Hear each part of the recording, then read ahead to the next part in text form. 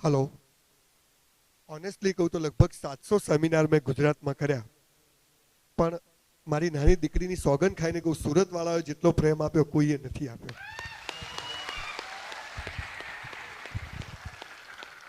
અને બીજું મેં જે ઓબ્ઝર્વેશન કર્યું, જ્યારે હું લોકોને પર્સનલી મળું છું, 70-80 વર્ષના માજી પણ મારી જોડે સેલ્ફી પડાવે છે અને 10 વર્ષનો દીકરો પણ સેલ્ફી પડાવે છે.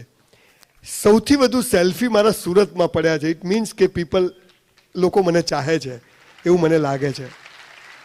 અને ત્રીજી વાત ટૂંકમાં કહી દઉં કે હું ખૂબ બધા લોકોને મળું છું, લગભગ 3-4 લાખ લોકોને ડાયરેક્ટ મળ્યો છું, પણ સુરતીઓમાં જે જિંદગીને જીવવાની જે તાકાત અને જે સમજણ છે ને એ કદાચ બીજે ક્યાંય નથી. આ ઓનેસ્ટલી કહું છું. આજના વૈજ્ઞાનિક યુગમાં અથવા ભૌતિક સમયની અંદર જ્યારે આટલી બધી ભાગદોડવાળી જિંદગીમાં માણસ જીવી રહ્યો છે, ત્યારે એને પોતાની દિનચર્યામાં એક પણ વખત ઈશ્વરીય સંકેત અથવા ઈશ્વરીય સ્પર્શ અનુભવાતો નથી.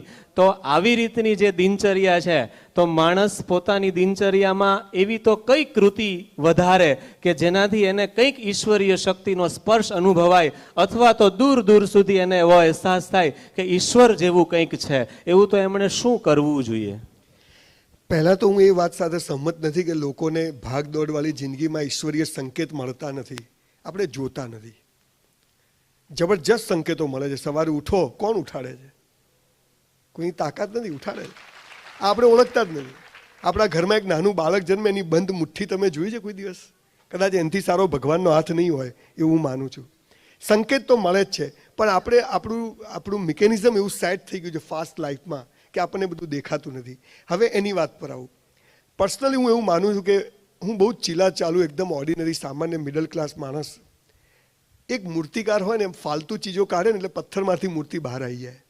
આપણે બધાએ આપણો આખો દિવસ એક મૂર્તિ બનાવવાની છે, અને એમાંથી નકામી ચીજો દરેકને ખબર જ હોય છે કે મારી જિંદગીમાં નકામું છે, પણ છૂટતું નથી. જેમ કે તમે તમાકુ કે મસાલો ખાઓ છો, તમને ખબર છે કે આ બરાબર નથી, પણ આદત પડી ગઈ છે. ડોબાની જેમ ચેડ કરે જવાનું બધું. અમદાવાદમાં તો વાક્ય માર્યું કે મર્દ હો તો થૂકવાનું અને ફૂંકવાનું બંધ કરો. બહુ સરસ વાક્ય છે, મને બહુ ગમ્યું. તો આ એક વાત છે. ધારો કે મને એમ થાય કે હું આટલું બધું કેમ જમું છું, તો તમે દરેક ચીજ પર, એટલે એક સરસ ચોપડી છે કે થોભ નહીં તો થાકી જઈશ. આપણે દરેક જગ્યાએ દોડવાનું નથી, ખાલી જાગવાનું છે. તમે દરેક ચીજ, નાહવા બેસો કે હું નાહું છું, હું જમવા બેસો તો હું જમું છું, હું ઓફિસ જાઉં તો હું ઓફિસ જઉં છું, હું કપડાં બદલું છું, હું કપડાં બદલું છું. You observe your self. અને ત્યાં તમને દરેક જગ્યાએ એમ થશે કે ઈશ્વર મારી સાથે જ છે. પણ આપણે જ્યારે નાહવા બેઠા ત્યારે કપડામાં ધ્યાન હોય, કપડાં પહેરીએ ત્યારે કોણ જોશે, કેવા લાગશે, ત્યાં ધ્યાન હોય. જમવા બેસીએ તો પછી શું થશે એમાં ધ્યાન હોય, વધશે કે નહીં વધે. જ્યાં હોઈએ ત્યાં નથી હોતા. એટલે લીવ ઇન પ્રેઝન્સ. આનો જવાબ એક જ લીટીમાં આપવો હોય તો આ પળમાં હું જીવીશ. અને તમે જુઓ, ઘણીવાર તમારા શરીર પર માખી બેસે, તમે આમ ઉડાડો છો, તમને ખબર જ નહીં તમે માખી ઉડાડી, પણ તમે માખી ઉડાડો છો એ પણ તમને ભાન રહે. એટલે સભાન બનો, સજાગ બનો. આટલી જ આનો જવાબ છે કે ઐશ્વર્ય સંકેતો એટલા બધા મળે છે આપણી પ્રગતિ માટે. આધ્યાત્મિક સવાલ છે, આનો જવાબ બહુ લાંબો હોઈ શકે, પણ ખાલી તમે રોજ જાગો કે હું સ્કૂટર ચલાવું છું, ભાઈ ગોયાની કે જે હોર્ન ના મારો, આપણે શું કરવા મારીએ? આપણને ખબર છે આ તું અવાજ કેટલો, તોય બધા તું એટલે ભાઈ કોઈ છે જ નહીં. અને કોઈ નહીં રોડ વચ્ચે ઊભો રહે, પણ એક મેન્ટાલિટી સેટ થઈ છે. એટલે દરેક ચીજ, દરેક ઘટના ઘટી એટલું યાદ રાખીએ કે હું આ કેમ કરું છું. હું માનું ત્યાં તમને દરેક જગ્યાએ ઈશ્વરીય સંકેત ચોક્કસ દેખાશે. આપ એવું કહો છો કે એ તમારા પર હોય છે કે ઘરને સ્વર્ગ કેવી રીતે બનાવવું, એમ વ્યક્તિ પર ડિપેન્ડ હોય છે. તો આપના મત મુજબ સુખી દાંપત્ય જીવનની વ્યાખ્યા શું હોઈ શકે? એકની એક ઘરવાળીને 27 વર્ષથી પ્રેમ કરવો,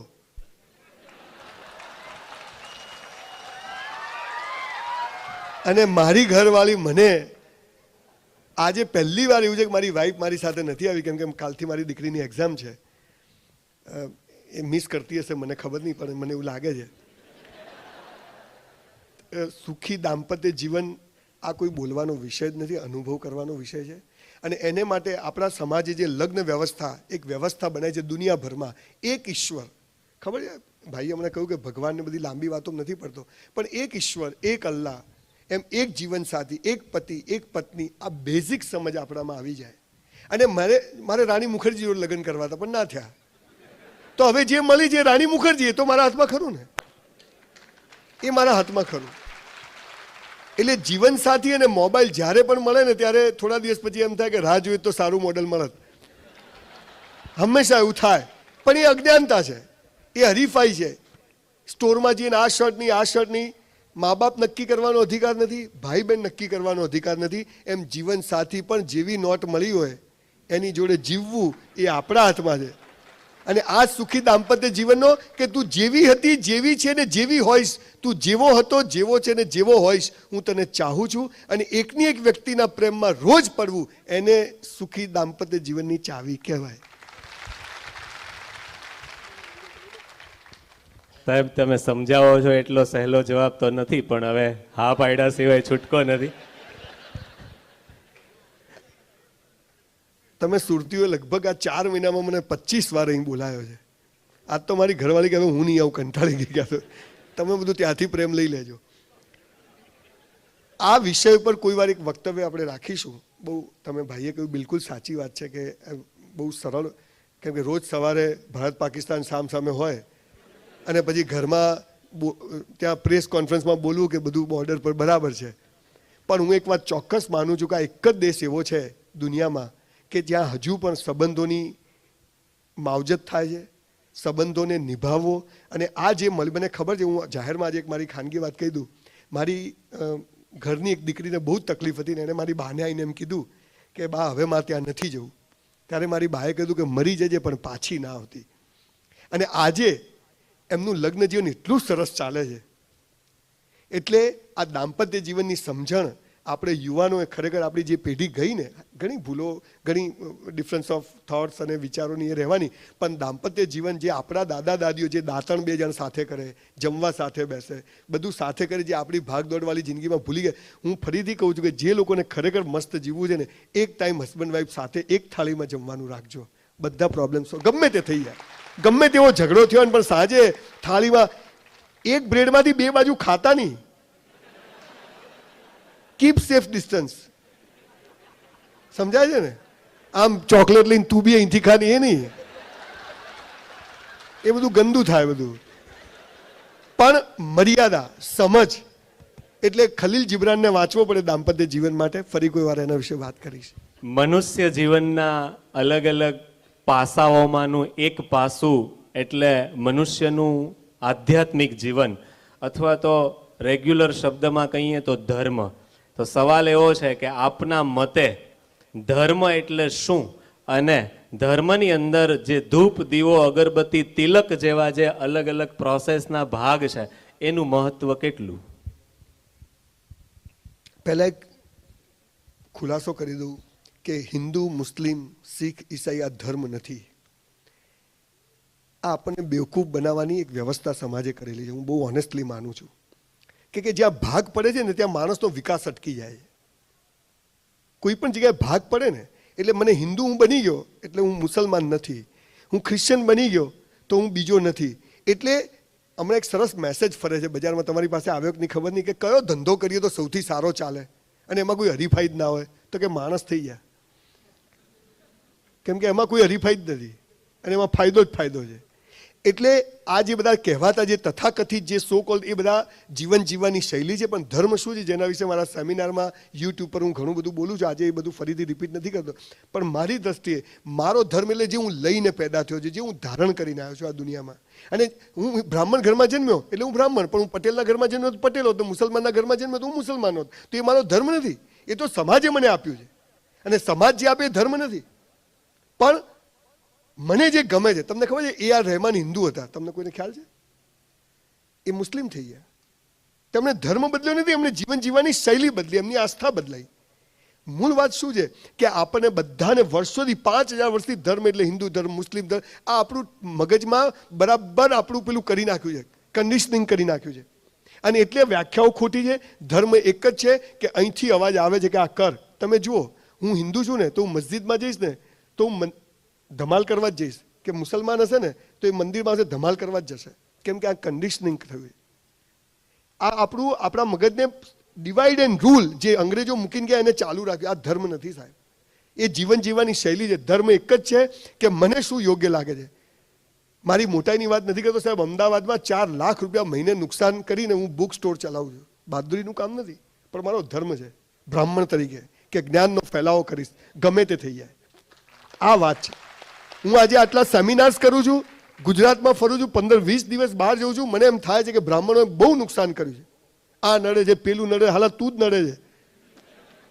પણ બ્રાહ્મણ કેવો હોય, બ્રાહ્મણ કેવા હતા, અને બ્રાહ્મણનો રોલ શું છે? જેમ પટેલનો રોલ શું? ખેતી કરવી. રજપૂતોનો ધર્મ શું છે? દેશ માટે લડવું. આ ધર્મ હતા. આ કોઈ નાત જાત. હવે તો કે આઈન્સ્ટાઈને બ્રાહ્મણ કહેવાય. એને જ્ઞાનનો ફેલાવો કર્યો તો બ્રાહ્મણ. ન્યૂટને જ્ઞાનનો ફેલાવો કર્યો તો બ્રાહ્મણ. એટલે મૂળ વાત એ છે કે મને જે ગમે હું કરીશ એ મારો ધર્મ, મને જે યોગ્ય લાગશે હું જીવીશ એ મારો ધર્મ. પણ પૂજા પાઠ, દીવા, અગરબત્તી, મસ્જિદ, મંદિર જવું આ ધર્મ નથી. આ તો જીવન જીવવાની શૈલી છે. મને ગમે તો મસ્જિદમાં જઉં, મંદિરમાં જઉં, પણ હું ત્યાં જઈને તો ખોડિયારમાંને જ યાદ કરું. કોણ મને ના પાડવાનું છે? આટલી જ વાત છે સાહેબ. આપ ખાસ કરીને આપ યુવાનોના પ્રેરણા સ્ત્રોત છો. યુવાનો બહુ માને છે આપને. તો યુવાનોને એક સળગતો પ્રશ્ન છે અને એ કહેવાય પ્રેમ. આપ પ્રેમની સાચી વ્યાખ્યા શું આપી શકશો? હું એવું માનું છું ચોક્કસ કે ધોરણ 1 થી પ્રેમ વિષયનો એક વિષય હોવો જોઈએ અને 12મા ધોરણ સુધી હોવો જોઈએ. બધા ધુમાડા નીકળી જાય. તકલીફ શું છે? પ્રેમ એટલે પેલા પિક્ચરો જોઈને થાય છે. હું ફરીથી કહું છું કે પ્રેમ એટલે એની એક જ વ્યાખ્યા છે કે માના પેટમાં હોઈએ અને માને ખબર નથી કે છોકરો છે કે છોકરી છે, ડાયો છે કે ગાળો છે, ગોરો છે કે કાળો છે, બુદ્ધિશાળી છે કે ડફોર છે, અને એ બાળક માટે માં લંગોટ બાળોતિયા ગોદડી બનાવે. આને પ્રેમ કહેવાય. આપણને જે પ્રેમ થાય છે ને, જે બોડી જોઈને, એ સેક્સ છે. એ પ્રેમ છે જ નહીં. અને પ્રેમને સેક્સને કંઈ લાગતું વળગતું નથી. આપણું આખું એજ્યુકેશન, ફિલ્મ ઇન્ડસ્ટ્રી બધું સેક્સ શીખવાડે છે, પ્રેમ નથી શીખવાડતું. પ્રેમ શું છે? હું આજે જાહેરમાં બોલી શકું કે યસ, સુરતીઓએ મને સૌથી વધુ પ્રેમ કર્યો છે. હું કોઈ છોકરી વિશે બોલી શકું કે તે મને ખૂબ પ્રેમ કર્યો છે? પેલું બૈરું ધોકા લઈને ધોઈ નાખે બાપુ. પણ હું એ પણ કહી શકું, મારી વાઈફ બેઠી હોય ને, મારી વાઈફ બેઠી અને કહી શકું કે મને આ ગમે છે, તો એને પ્રેમ કહેવાય સાહેબ. એટલે પ્રેમ વિષય બહુ લાંબો છે, ઈશ્વરથી બી મોટો શબ્દ છે, પણ હું એવું માનું છું કે આ અદ્ભુત અનુભૂતિ છે, પ્રાર્થનાથી પણ ઉપરની. પણ આપણે આ તકલીફ શું હતી કે પ્રેમ એટલે લગ્ન. મને એક છોકરીથી પ્રેમ થાય મારા લગ્ન થવા જ જોઈએ. ત્યાં બધી પાયામાંથી ભૂલ થઈ જાય. પ્રેમ કશું માગતો જ નથી. આ હાઈ ફિલોસોફી નથી સાહેબ. મારા લગ્ન થઈ ગયા, કોઈને પ્રેમ નહીં કરવાનો? Expiry date. આ તો જબરું કહેવાય. મને આજે કોઈ બેન ગમી જાય તો પ્રેમ કરું, જોરદાર 100% કરું. અને કરું છું, 15-20 જણને કરું છું. એકને શું કરવા કરવો? પ્રેમની વ્યાખ્યા શું છે? પ્રેમ અને લગ્નને સાહેબ કંઈ લાગતું વળગતું નહીં. જેની જોડે પ્રેમ થાય ને એની જોડે લગ્ન કદી ના થાય એવું બને, પણ જેની જોડે લગ્ન થાય ને એને પ્રેમ કરવો એ મારા હાથમાં છે. કે પ્રેમ થાય જ નહીં. આ આપણને જે શીખવાડ્યું છે ને કે પ્રેમ થઈ ગયો, પ્રેમ કદી થાય જ નહીં સાહેબ. પ્રેમ કરવો પડે અને એના માટે લગ્ન જીવન છે. એ વ્યવસ્થા સમાજે આપી છે. પણ આ પેલું પિક્ચરો જોઈ જઈને ઝાડ આજુબાજુ ફરી ફરીને પથારી ફેરવી નાખી. મને હાલો પ્રેમ જો મારી બૈરીને લઈને સાહેબ બગીચામાં 50 વખત ગયું, એક ગીત યાદ ના આવે. હાલો કેટલું આમ મેં તો હાલો હું પલવીન પ્રેમ નથી કરતો. તો પ્રેમની એટલી જ વ્યાખ્યા છે કે જે માના પેટમાં હોય ને માં કરે છે. અનકન્ડિશનલ સપોર્ટ આને કહેવાય પ્રેમ. બાકી બધું જે પ્રેમ છે જ નહીં સાહેબ. અને હું જે બોલું છું એ હું કરું છું. હું ઘણા બધા લોકોને, મારી વાઈફ સિવાય બી જાહેરમાં કહું છું, હું ઘણા બધા લોકોને પ્રેમ કરું છું, પણ અનકન્ડિશનલ. મારે કશું જોઈતું નથી, મારે આપવું જ છે. અને જે આપવાની જ વાત હોય છે, કશું જ લેવાની વાત, અને આ ટચવુડ વાત છે. એના માટે એક બધા જે એડલ્ટ બેઠા છે, એક નાનકડી વાત બૌદ્ધ ભગવાને કહી છે, કહી દઉં તમને કે પ્રેમ કોને કહેવાય. એક બૌદ્ધ સાધુ વાઈફ સાથે રહેતા હોય, તમને ખ્યાલ હોય તો એ વહેલી સવારે 4 વાગે ભિક્ષા માગવા નીકળી જાય ઘરેથી. એની વાઈફ સૂતી હોય ને, અને રાત્રે આવે તો બીજા દિવસે રાત્રે એ જ્યારે ઘરે આવ્યો 12 વાગે, ત્યારે એની વાઈફના રૂમમાંથી એક બીજો પુરુષ બહાર નીકળ્યો. એ દૂર ઊભો હતો, એને જોયું કે એની વાઈફના રૂમમાંથી કોઈ બીજો માણસ નીકળ્યો. ત્યારે એને પેલો માણસ એના હસબન્ડને જોઈને ચમકી ગયો, એટલે એને બોલાવ્યો એને. તો પેલો તો પરસેવો છૂટી ગયો પેલાને. તો પેલા સાધુએ શું કહ્યું? બૌદ્ધ સાધુએ ખબર છે કે તારી પત્નીના રૂમમાંથી પણ આવી રીતે, જો તું તારી પત્નીને પ્રેમ કરે છે તો તારી પત્નીના રૂમમાંથી પણ આવી રીતે કોઈ બહાર નીકળે તો તું પણ આવી રીતે ચૂપચાપ ઊભો રહેજે. આને પ્રેમ કહેવાય. અઘરી વાત નથી સાહેબ. હું મારી વાઈફને ચાહું છું એટલે ચાહું છું. એટલે પ્રેમ એ માલિકી નથી, પાંજરું નથી, પાંખો છે. હું જેને ચાહું એને પાંખો આપું કે ઉડ, તારી તાકાત હોય એટલી. અને એટલે હું સ્કૂલ કોલેજોમાં કહું છું કે જે છોકરા છોકરીઓના સગપણ હોય કે હસબન્ડ વાઈફ એકબીજાનો ફોન જોવાની જરૂર પડે ને તો ત્યારે છૂટાછેડા લઈ લેવા, કે તો લગ્ન ના થયો તો રાખડી બંધાઈ દેવી કે ભાઈ આજથી રાખડી બાંધી દે, પૂરું થઈ ગયું. એનો મતલબ પ્રેમ છે જ નહીં. પ્રેમ કરવો પડે, પ્રેમ કદી થાય નહીં, અને કરવો પડે. અને નથી કે હું પ્રેમમાં પડ્યો કે પડી તો વાગે, ઊભા રહેવાનું. Thank you. સંજયભાઈ, આત્મવિશ્વાસ એટલે શું અને એ કેવી રીતે ડેવલપ કરી શકાય, અને એ ડેવલપ કર્યા પછીના પરિણામો શું હોઈ શકે, આ આપ વિશેષ રીતે સમજાવો. પહેલા એક ખુલાસો કરું કે આ બધા સવાલો મને હાલ સીધા પૂછે છે, પહેલા મને કોઈ કીધું નથી, એટલે મારે બી કઈ સ્વીચ દબાવી એ વિચારવું પડે છે. કૂવામાં હોય તો હવાડામાં આવે, હું ઘણી વાર કહું છું, પણ એક વાત ચોક્કસ છે કે જ્યાં જ્યાં જમીન છે ને ત્યાં બધે પાણી છે, અને જ્યાં જ્યાં પાણી છે ત્યાં બધે જમીન છે. દરેક માણસમાં આત્મવિશ્વાસ જબરજસ્ત ભરેલો હોય છે, પણ એને બહાર કરવાનું કોઈ હોતું નથી. ટુ એજ્યુકેટ, એજ્યુકેશન શબ્દ ક્યાંથી આવે ખબર? ટુ એજ્યુકેટ, ભીતરની શક્તિને જે બહાર લાવે, ધેટ ઇઝ કોલ્ડ એજ્યુકેશન. પણ આપણું એજ્યુકેશન સિસ્ટમ દબાવે છે, એટલે આત્મવિશ્વાસ નામની વસ્તુ બહાર આવતી નથી સાહેબ. હવે રહી વાત આત્મવિશ્વાસ જગાડવાની, તો એ પણ બહુ લાંબો વિષય છે, કેમ કે તમે ઘણા બધા સવાલો લઈને બેઠા છો. હું દરેક વિષય પર 15-20 મિનિટ બોલીશ તો 10 સવાલો હા વિસ્તારથી કહું છું. હું બે ચીજ માનું છું જેની ઉપર હું આટલા સેમિનાર કરી ચૂક્યો છું કે આત્મવિશ્વાસ આ બે ચીજથી જબરજસ્ત ડેવલપ થાય છે, જો હોય તો. અને હોય જ છે. કોઈ જગ્યાએ 10 ફૂટે હોય, કોઈ જગ્યાએ 50 ફૂટે, કોઈ જગ્યાએ 90 ફૂટે, કોઈ જગ્યાએ 1000 ફૂટે પાણી, પણ પાણી તો હોય જ છે, ને બહાર લાવવાની તાકાત આપણામાં છે. કસરત અને વાંચન, આ બે ચીજો આત્મવિશ્વાસ વધારવા માટે સૌથી જબરજસ્ત વસ્તુ છે. તમે કસરત કરો ને એટલે તમારું બોડી પાવરફુલ થઈ જાય. હું આજે સવારે 100 ડન મારું છું, બરાબર છે. મને એમ છે કે આ બોડીથી મારે 4 કલાક બોલવાનું છે, ટાયર પંક્ચર પડે તો ઉપાડવું પડશે, મારામારી થાય કોઈ કોલર પકડવો પડશે, ન પકડી શકું કોઈ બે ફેટ મારે તો ખાવી પડશે, તૈયારી રાખવી પડે. એટલે એક મારો આત્મવિશ્વાસ થાય છે કે મારું બોડી મારા કંટ્રોલમાં છે. એ ક્યારે આવે? જ્યારે હું કસરત કરતો હોઉં. આ જે લોકો વિવેકાનંદના નામે ચડી ખાય છે ને, એ માણસોને વિવેકાનંદનું નામ બોલવાનો અધિકાર નથી કે જે લોકો કસરત ના કરતા હોય. એટલે આજ પછી ક્યાંય બી આવું ફંક્શન કે કહ્યું હોય તો વિવેકાનંદના જેટલા લોકો વાતો કરે એને પૂછવાનું 100 ડન માઇન્ડ બતાવતું, નહીં તો તું ઘેર જા ભાઈ, ખાલી ખાલી નહીં બધું. આત્મવિશ્વાસનો દરિયો અને એનું નામ મોઢા મસાલો વિવેકાનંદ નામ કરતા હતા. તું બેહી જા હવે, બહુ થયો હવે. એટલે આત્મવિશ્વાસ માટે પહેલી વાત છે કે તમે કસરત નથી કરતા તો એનો મતલબ કે તમે તમારી જાતને વફાદાર નથી. અને જે માણસ કસરત નથી કરતો, સવારે 5 વાગે ઉઠીને 4 રાઉન્ડ નથી મારી શકતો, એ માણસ એના પરિવાર માટે કે કુટુંબ માટે કદી વફાદાર ના હોય. એટલે એનામાં આત્મવિશ્વાસ ડેવલપ થાય જ નહીં. એટલે પહેલું જેને આત્મવિશ્વાસ ડેવલપ કરવો છે એનો પહેલી ચીજ છે કે એને કસરત કરવી જોઈએ, અને બીજું છે વાંચન કરવું જોઈએ. સાહેબ આપણને નોલેજ જ નથી હોતું. આજે કદાચ મને અહીંયા મનીષે કેમ બોલાવ્યો ખબર નથી, એને મારામાં શું જોયું, હું તો એકની એક વાત જ બધે બોલું છું. તો બીજી વાત છે વાંચન કરવું. સાહેબ રોજ સોગન ખાઈ લો કે હું મિનિમમ રોજના, તમને જે ગમે, હું કહું તમને ગંદી ચોપડીઓ ગમે ગંદી વાંચો સાહેબ, એ ધુમાડો નીકળી જશે. વાંચશો એટલે કે કંઈક લેવાનું નથી એમ, પણ વાંચો, યુઝ ટુ થાવ. આપણે બધા કહ્યું હતું કે ભાગ દોડ, સાહેબ અડધો કલાક કસરત અને અડધો કલાક વાંચવાનું. જો વાંચશો ને તરત ઊંઘ આવી જશે. જેને ઊંઘ ના આવતી હોય ને વાંચવાનું ચાલુ કરી દો. પણ ધીરે ધીરે એ જે વાંચેલા શબ્દો છે ને તમારા સબકોન્શિયસ માઇન્ડમાં એક પ્રક્રિયા પ્રોસેસ ચાલુ કરે છે, એ આત્મવિશ્વાસ જગાડે. હું કોઈ ચીજ જોઉં તો મને ખબર હોય કે આ પાણી છે, આમ છે, H2O છે, H2 દેખાતું નથી પણ આમાં આ હોય, આમાં કેલ્શિયમ ના હોય, આમાં આ ના હોય. હું કોઈ વસ્તુ કોઈ માણસને મળું તો એના બોડી લેંગ્વેજ પરથી મને ખબર પડે કે આ માણસ આ પ્રકૃતિનો હશે. એક માણસના હું કપડાં જોઉં તો મને ખ્યાલ આવે કે આ માણસ આવા કપડાં પહેરે છે, આવી વાત કરે છે, આ રીતે બોલે છે.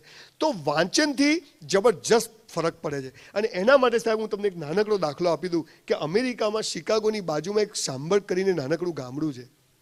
આત્મવિશ્વાસ વધારવા માટે ત્યાંનો સરપંચ, નાના ગામનો સરપંચ, એને શું કર્યું સાહેબ ખબર છે? વડોદરા યુનિવર્સિટી છે, MS યુનિવર્સિટી, એનાથી મોટી લાઇબ્રેરી એને એક નાનકડા ગામડામાં બનાવી સાહેબ.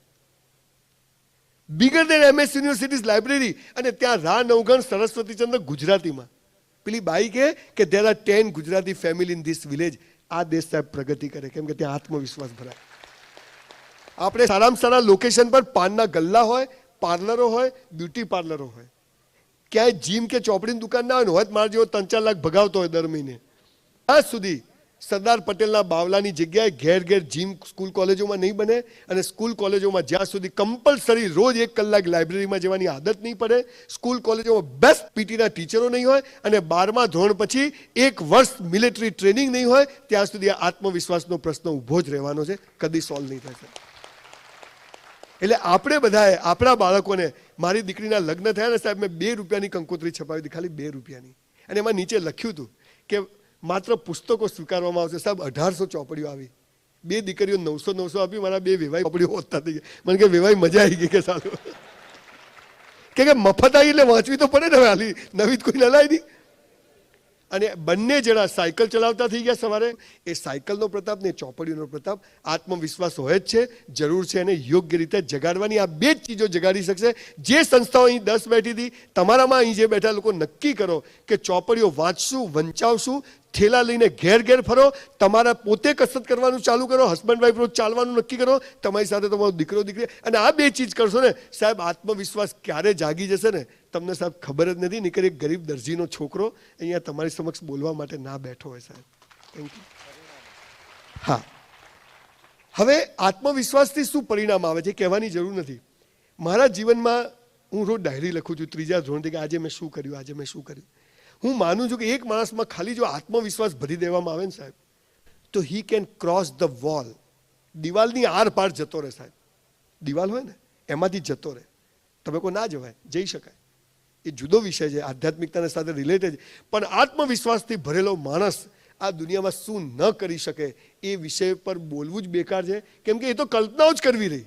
આજે મને ખબર નથી કે હું 700 સેમિનાર કરીશ, મને ખબર નથી કે હું જીવનમાં આ લેવલે પહોંચી જઈશ. ખાલી મારા મા બાપે મને 2 જ ચીજો આપી, કે કસરત નહીં કરે તો ખાવા નહીં મળે, અને ચોપડીઓ કઈ વાંચે છે, જે ગમે વાંચ. ભણવાનું નહીં વાંચે તો ચાલશે બેટા, પણ લેખકોની લખેલી ચોપડીઓ વાંચ. અને આવા કેટલાય છોકરાઓ તૈયાર થયા છે આજે મારા જેમ આ બધું કામ કરે છે. એ પ્રતાપ જ આ 2 ચીજનો છે કે આપણે કસરત કરવાનું ચાલુ કરીએ અને ચોપડીઓ વાંચો. ઈશ્વરે તમારી અંદર લખ લૂંટ આત્મવિશ્વાસ ભરેલો છે. તમે બધા જ પિસ્તોલ, આપણે બધા જ પિસ્તોલ જે તોપ છીએ, આપણને આપણી ખબર નથી.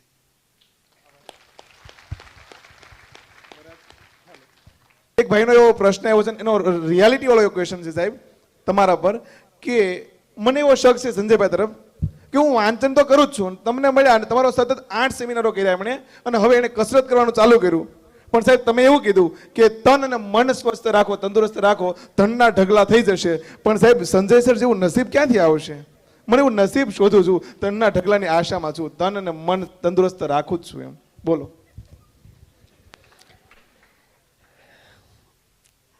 એક મૂર્ખને એવી ટેવ, પથ્થર એટલા પૂજે દેવ. તન અને મન 4 મહિનામાં તંદુરસ્તી કે ધનના તંબુરો બી ના આવે. હું પેલા ડાયમંડ વાળા સાહેબને પૂછું કે તમે આટલી મોટું 10 માળનું આવી મસ્ત ઓફિસ ને બધું કેવી રીતે બનાવ્યું? 30 વર્ષથી જખ મરાવું છું. અને એ ભાઈને પૂછો કે તું મને 50 ચોપડીઓના નામ બોલી જાય, તે કઈ વાંચી? શાહરૂખ ખાનની બાયોગ્રાફી વાંચી હોય તો મને વાંધો નથી. સવાલ શું છે કે આ યુવાનોની આ એક તકલીફ થઈ ગઈ છે આજે. મને પિન્ટુલે બહુ સરસ સવાલ પૂછ્યો છે. બધું જલ્દી જોઈએ છે, મેગી 2 મિનિટ. બાળક 9 મહિના 7 મહિના આવી જાય તો સારું, એમ પાર આવે વચ્ચેથી. એમ બધું જલ્દી જોઈએ છે એટલે માણસ મરી પણ જલ્દી જાય છે, કેમ કે બધું જલ્દી જોઈએ છે. Weight and watch. તન અને મન આ બંને જેના મસ્ત હોય ને, એવો એક માણસ પિન્ટુલ મને બતાવી દે કે જેની પાસે ગાડી ના હોય કે બંગલો ના, ઘર થાય ના, ત્યાં કચરા પોતું કરવા આવી જવું સાહેબ. ચેલેન્જ મારીને કહું છું. પણ 4 દિવસ જીમમાં જઈને કસરત કરીને 4 ચોપડી વચ્ચે કોઈ થતું નથી, થતું નહીં થાય તારે. અને બીજું કે પૈસા કમાવા માટે કસરતને મન નથી કરવાનું. આપણે બધું મતલબથી કરતા શીખ્યા છે એટલે કંઈ મળતું નથી. મારે આ બોડીને વફાદાર રહેવું છે માટે હું કસરત કરીશ, અને મારે આ ઈશ્વરે આપેલા ડબ્બાને ટોપ રાખવું છે માટે હું વાંચન કરીશ. પછી પેલું આવે માટે કરું તો તંબુરો નહીં આવે. લખી રાખજો સાહેબ. કેમ કે આપણે એટલા હરામી માણસો, ભગવાનને ફૂલ કે માળા બી ચડાવીએ ને તો માનતા હોય, પાછી સુખડી હોય, તું સાચો હોય તો આમ થજે, એટલે તું જૂઠો છે તો સાચો જ છે એકદમ. એટલે જે યુવાનો આ વાત કરે છે એમને હું આશા આપું છું કે નસીબ છે ને સાહેબ, હું એક જાહેરમાં તમને બધાને કહું, આ વિષય પર બી એકવાર કોઈ ચર્ચા કરે, નસીબ જેવું કશું હોતું જ નથી સાહેબ. આપણે ખાલી તોડકા મેળવીએ છીએ કે આને આવું થયું એટલે હાલ નસીબ જોરદાર છે. ભગવાન એને હગો વાલો થાય છે? સંજય બીના હગા થાય છે ભગવાન? બૈરાના દાગીના 2 વાર વેચી માર્યા છે, ક્યાં ગયો તો ભગવાનની દાડે? આ હકીકત કહું સાહેબ તમને. સવાલ શું છે કે આપણે બધા મતલબીઓ મા બાપને પગે એમને એમ ના લાગીએ, ભગવાનને ના લાગીએ, ખુદને નથી લાગતા તો બીજાને ક્યાંથી લાગવાના? આપણે આપણી જાતને વફાદાર બનવું છે, આ બોડી મસ્ત બનાવવું છે, જિંદગીનો અસલી નશો ચડાવવો છે, કસરત અને વાંચનનો. બીજી કોઈ વાત નથી. એના માટે જે કરવું પડે કરીશ. અને પછી તમે જુઓ સાહેબ કે ધન છે ને, હું હંમેશા કહું છું કે પૈસો અને સેક્સ આ બાય પ્રોડક્ટ છે, આ મેઇન પ્રોડક્ટ છે જ નહીં. બધા એના માટે મથે જ એટલે કોઈ મળતું જ નથી. આને તમે જે કહેતા હોય કહો. મારી બોલવાની, હું પાલનપુરનો માણસ છું, ચંદ્રકાંત બક્ષીના ગામનો, એટલે થોડું રફ બોલવાળો માણસ છું કે હું ભાષાનો બીએસસીનો માણસ છું, એટલે મને બધું ગોઠવી નથી આવડતું. જે અનુભવું એ જ બોલી જઉં છું. એટલે જે માણસ એમ કહે કે તન અને મન મસ્ત ધન નથી મળતું, એને કે રાહ જો, ધ ડે વિલ કમ. એક પણ માણસ ખાલી બોક્સર બનશે ને તોય મહિને ₹1,00,000 પગાર મળશે ને ગવર્મેન્ટમાં ₹1,00,000ની નોકરીઓ છે. ખાલી 200 ડન મારો, 200 ડિપ્સ મારો ને 2 કલાક સ્વિમિંગ કરી શકો તો એ લોચો મને મળાવજે તું, એને ધન હું હાલ દઈશ નહીં મળે તો. એ પ્રેમ લગ્નની અંદર એમનું એવું કહેવું છે કે સફળતાનો આંક 50%થી પણ નીચે છે. પ્રેમ લગ્ન કરી લે પણ સફળતાનો આંક 50%થી નીચે છે. તમારું શું માનવું છે? પહેલા તો આ પ્રેમ ને એરેન્જ આ વાત જ બકવાસ છે, બિલકુલ થર્ડ ક્લાસ વાત છે કે આ પ્રેમ લગ્ન કહેવાય અને આને એરેન્જ કહેવાય. મા બાપ નક્કી કરે તો એરેન્જ કહેવાય અને 2 જણ જાતે કરે તો એ પ્રેમ કહેવાય. એવું થોડું 2 જણા એરેન્જ જ કર્યું હોય ને કે આપણે 2 કરીએ એમ.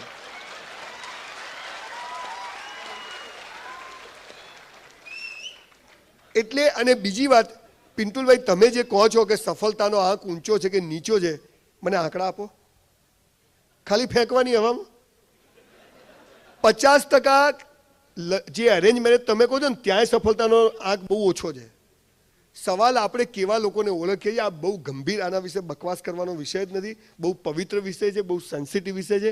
પ્રેમ એ ઈશ્વરની અનમોલ દેન છે મનુષ્ય જાતને, અને એના કારણે જે લગ્ન થયા હોય એમાં જો પ્રેમ મળે કે ન મળે ને નિષ્ફળ જાય, એ વાત સાથે હું જો ખરેખર પ્રેમ હોય લગ્ન કર્યા કદી નિષ્ફળ જાય નહીં. પણ પ્રેમની અંદર પ્રેમ નથી હોતો, સેક્સ હોય છે, બોડી હોય છે, અને એ લગ્ન કરાવે છે. જ્યારે એ નથી હોતું ત્યારે પ્રેમ નથી રહેતો એટલે લગ્ન પણ તૂટી જાય છે. મૂળ વાત આટલી હોય છે.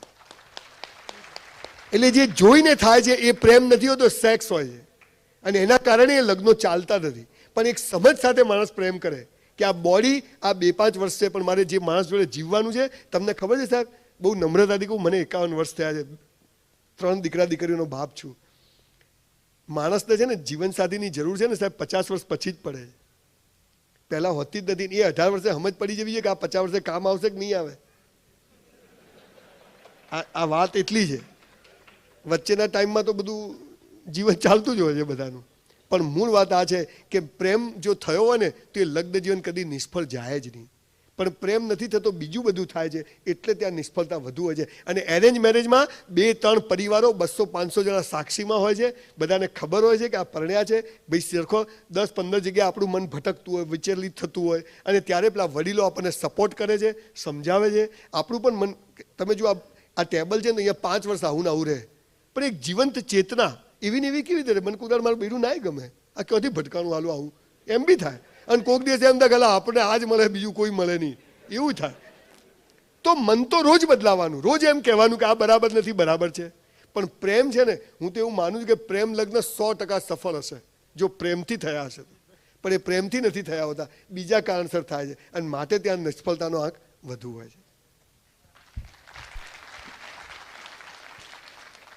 સર, આપ સૌથી વધારે 2 વાતો પર ભાર મૂકો છો, વાંચન અને કસરત. તો એમાંથી એક સવાલ એવો છે કે વાંચન કેવા પ્રકારનું, અથવા તો આધ્યાત્મિક, ભૌતિક કે પછી અન્ય પ્રકાર, મતલબ કે પુસ્તકો કેવા પ્રકારના વાંચવા, અને વાંચનની વિશેષ પદ્ધતિ કઈ હોઈ શકે અલગથી? હું પહેલા તો એમ કહું છું કે તમને જે ગમે વાંચો, જે ગમે વાંચો. વાંચ્યા પછી તમને ખ્યાલ આવશે કે હા મારો રસ. કેમ કે દરેકને એક વસ્તુ કામ ના આવે સાહેબ. આ પાયામાંથી આપણે ભૂલ કરીએ છીએ. 50 જણને ક્લાસમાં બે ડોક્ટર બની અલગ ના બનાવાય. 50 જણને કેવી રીતે બને? સમજાવો, મને તો સમજ જ નથી પડતી. એક જ હું સચિન તેંડુલકરે કર્યું એ બધું મારા છોકરા જોડે કરાવું, બેટ પકડતા નહીં આવડતું, બોલો શું કરવું હોય? વાંચન એ એવો વિષય છે, તમે બધા કે તમે જીમમાં જાઓ તો બોડી માટે એવું કહી શકાય કે તમારા બોડીના શેપ પ્રમાણે તમે આ કસરત કરો, પણ વાંચન એક એવો વિષય છે કે તમારે નક્કી કરો. એટલે જનરલી પહેલાં તમે બધું જ વાંચો, પેપરની પૂર્તિઓ વાંચો, સાદા પુસ્તકો વાંચો, નાની બુકલેટ 25-50 પાનાની, જે તમારો રસ, તમને બાયોગ્રાફીમાં રસ છે, તમને મોટિવેશનમાં રસ છે, તમને આધ્યાત્મિક, કોઈને એમ ના કહેવાય કે તું આ વાંચ, ઇમ્પોસિબલ. એટલે આ વાત પાયામાંથી ત્યાં ખોટી છે કે હું તમને એમ કહું તમે વાંચો, અને પછી 1 વર્ષ પછી તમને એમ થશે કે યસ હવે આ વાંચવું જોઈએ, હવે આ વિષયમાં હું વધારે વાંચું.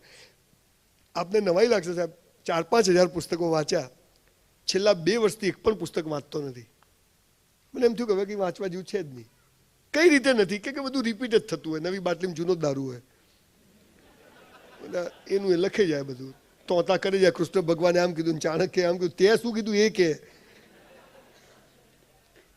પણ એની વાત બહુ સરસ છે કે માણસે ક્યાંકથી શરૂઆત તો કરવી ને. પણ હમણાં હું એક સરસ લાઇબ્રેરીમાં ગયો, પેલો તમે પ્રોગ્રામ કર્યો હતો જેડી ગાબાની સાહેબ, તમે એકવાર એ સંસ્થાની મુલાકાત લેજો. I was so impressed. અને ત્યાં જે માણસ કામ કરે એનું નામ શું? નહીં, પેલો છે છોકરો, મનીષ, પેલો છોકરો હતો ને ત્યાં આગળ, નીતિન કરીને એક છોકરો જે લાઇબ્રેરીમાં સેવા કરે છે સાહેબ. મેં એટલે તારું ઘર કઈ ચાલે? મને કે 20,000 આવે ને પગાર, જલસા છે કે. લાઇબ્રેરી ચલાવે છે એ, ત્યાં રોજ નવા પુસ્તકો વિશે લખે છે. ખરેખર તમે લોકો 2 અને N વિઝનવાળા લોકોને હું એક કામ આજે તમને સુરતીઓને કહું છું કે જે લોકો અહીં 10 સંસ્થાઓ ચલાવતા સાહેબ, એક 2 રૂપિયાની મિરાજ અને 8 આનાની ભગતની કેટલી બધી જાહેરાત થાય છે ને. સાલું એક સરસ પુસ્તક લખાય એની કોઈ જાહેરાત જ થતી નથી, કોઈ કરતું નથી કે આ પુસ્તક કોણે લખ્યું, કેમ લખ્યું. મારા જેવા એક લલ્લુ પંજુ માણસની 50,000 ચોપડીઓ વેચાઈ ગઈ. હવે મને પહેલાં કરતાં સારું લાગે છે. તો લેખકો કેટલું બધું લખે છે, પણ એની કોઈને ખબર જ નથી હોતી. આ કામ કરવાની જરૂર છે, અને ત્યારે યુવાનોને ખબર પડશે કે યસ, આ ચોપડી વાંચવા જેવી, આ ચોપડી વાંચવા જેવી. તમે કહો છો વિવેકાનંદને વાંચો, વિવેકાનંદને વાંચવો સહેલું કામ નથી સાહેબ. ઊંઘ આવી જાય, મને આવી જાય, પણ પહેલાં બીજું વાંચવું પડે. એટલે પહેલાં નાની નાની બુકલેટ્સ, નાના નાના લોકો તમારી આજુબાજુમાં ધારો કે તમને સ્ટીવ જોબ્સને વાંચવો જોઈએ, હું એમ માનું છું. આજે સૌથી વધુ એપલના ફોન કેમ વેચાય છે? બિલ ગેટ્સને વાંચવો જોઈએ, હિલેરી ક્લિન્ટનને વાંચવી જોઈએ, ડાયનાને વાંચવી જોઈએ, સરદાર પટેલને વાંચવો જોઈએ. આ બધાને વાંચ્યા પછી તમને ધીરે ધીરે એવો રસ ડેવલપ થશે કે યસ, આ માણસ મને ટચ કરે, એટલે તમે એ બાજુ જશો, અને પછી એમાં આગળ વધતા જાઓ. પછી એ આધ્યાત્મિકતા તરફ જાય, મોડર્નાઇઝેશન તરફ જાય, સેક્સ તરફ જાય, પ્રેમ તરફ, જ્યાં જાય ત્યાં કશું જ ખરાબ નથી. વાંચવાની આદતથી આપણી આંતરિક શક્તિઓ જાગે છે. એ તમે કંઈ પણ વાંચો, તમે ગંદુ વાંચો ને તોય તમે છોડી અને ધીરે ધીરે યોગ્ય રસ્તા પર આવી જશો. આ એનો જાદુ છે સાહેબ. એટલે મારી એવી નમ્ર વિનંતી છે કે તમારા રસ મુજબ વાંચ. હા, થોડી તકલીફ પડશે, પણ એકવાર સાહેબ આ જિંદગીનો અસલી નશો ચડશે ને તો ડુપ્લિકેટ નશા બધા જ છૂટી જશે. એટલે નાની ચોપડીઓ વાંચવાની શરૂ કરો, જે ગમે તે વાંચો, અને મેઇનલી બાયોગ્રાફીસ. લોકોને સાહેબ હિટલરનું જીવન ચરિત્ર વાંચો. હું તો એમ કહું છું, આટલા કરોડો લોકોને મારી નાખવા એ ઓર્ડિનરી વાત છે. કેટલો પાવર જોઈએ. ભલે નેગેટિવ હતો, પણ એ આવ્યો ક્યાંથી? એમાંથી બી આપણે સારું શોધી શકીએ. ગાંધીજીની આત્મકથા આપણા બધાના ઘરોમાં પડી, કોઈ વાંચી નહીં હોય. ખતરનાક માણસ સાહેબ. તમે ગાંધીજીને શું સમજો છો સાહેબ? દિવસમાં 5 જોડી કપડાં જેના છોકરાઓના બદલાતા હોય સાઉથ આફ્રિકામાં, અને એક અંગ્રેજ પાછળ લાત મારે ટ્રેનમાંથી, અને એક જ દિવસમાં ધોતિયા પર આવી જવું એ નાની વાત છે? આપણે એક દિવસ ધોતિયું પહેરીને ફરો જ ખરી બજારમાં, એ લોચા, હા ભાઈ, શું દેશ જાય ચૂલામ. એની બાયોગ્રાફી વાંચો, ખબર પડે. સરદાર પટેલ, તમે જે સરદારને ઓળખો છો ને એ સરદાર છે જ નહીં સાહેબ. 230 રૂપિયા હતા એ માણસ જ્યારે ગુજરી ગયો ત્યારે, અને એ બી એને મણિબેનને કીધું કે સરકારી કોર્સમાં જમા કરાવી દો. ખબર છે કોઈને? ચેઇન સ્મોકર, ચીરૂટ પીવાવાળો માણસ અમદાવાદની ક્લબમાં બેસીને, સ્પોર્ટ્સ ક્લબમાં, અને ગાંધીજીની ઇમ્પ્રેશનમાં છોડી દીધી બાપુ. તમે વાંચો છે ને? અહીંયા પેલા તનના ક્લાસીસવાળા બેઠા છે, ખાલી મેં રોજ મસાલા ખાતા હતા બધા. એક જ દિવસે અહીંયા વાત કરી, બધું કાલથી બોલાવીશ સાહેબ. બીજા દિવસે છોકરા 15 વર્ષથી મસાલા ખાતા હતા, છોડી દીધા. એ મારો વાંચનનો પ્રભાવ અને મારો પ્રભાવ એની ઉપર. આ વાંચનથી આ બધું થઈ શકે છે. એક પાવર આવે છે, સમજણ આવે છે જીવન પ્રત્યેની. એટલે સરસ પુસ્તકો નાના નાના વાંચો, એમાંથી પછી ધીરે ધીરે સારી વસ્તુ તરફ જાઓ, અને પછી તમને જે ગમે એ તરફ જાઓ. પણ દિવસમાં રોજ અડધો કલાક કસરત અને અડધો કલાક વાંચન આ કરો, આત્મવિશ્વાસ જાગશે. અને મેં કીધું એમ પૈસા તો સાહેબ સીધું થઈ જશે. Thank you. એક સવાલ તમને પર્સનલ, પણ એના જવાબમાં કદાચ ઘણા બધાનો જવાબ છુપાયેલો હોય. થોડો એવો સવાલ કે ઈશ્વરીય શક્તિ અથવા ઈશ્વર કે ભગવાન સંજય રાવલની સામે આવીને ઊભા રહી છે અને એમ કહે છે કે સંજય, તું ભય મુક્ત જીવન અને વ્યક્તિત્વનો વિકાસ શિબિર લઈને જે જાય છે એ કામ તારું મને ખૂબ ગમ્યું અને હું તારાથી ખુશ છું.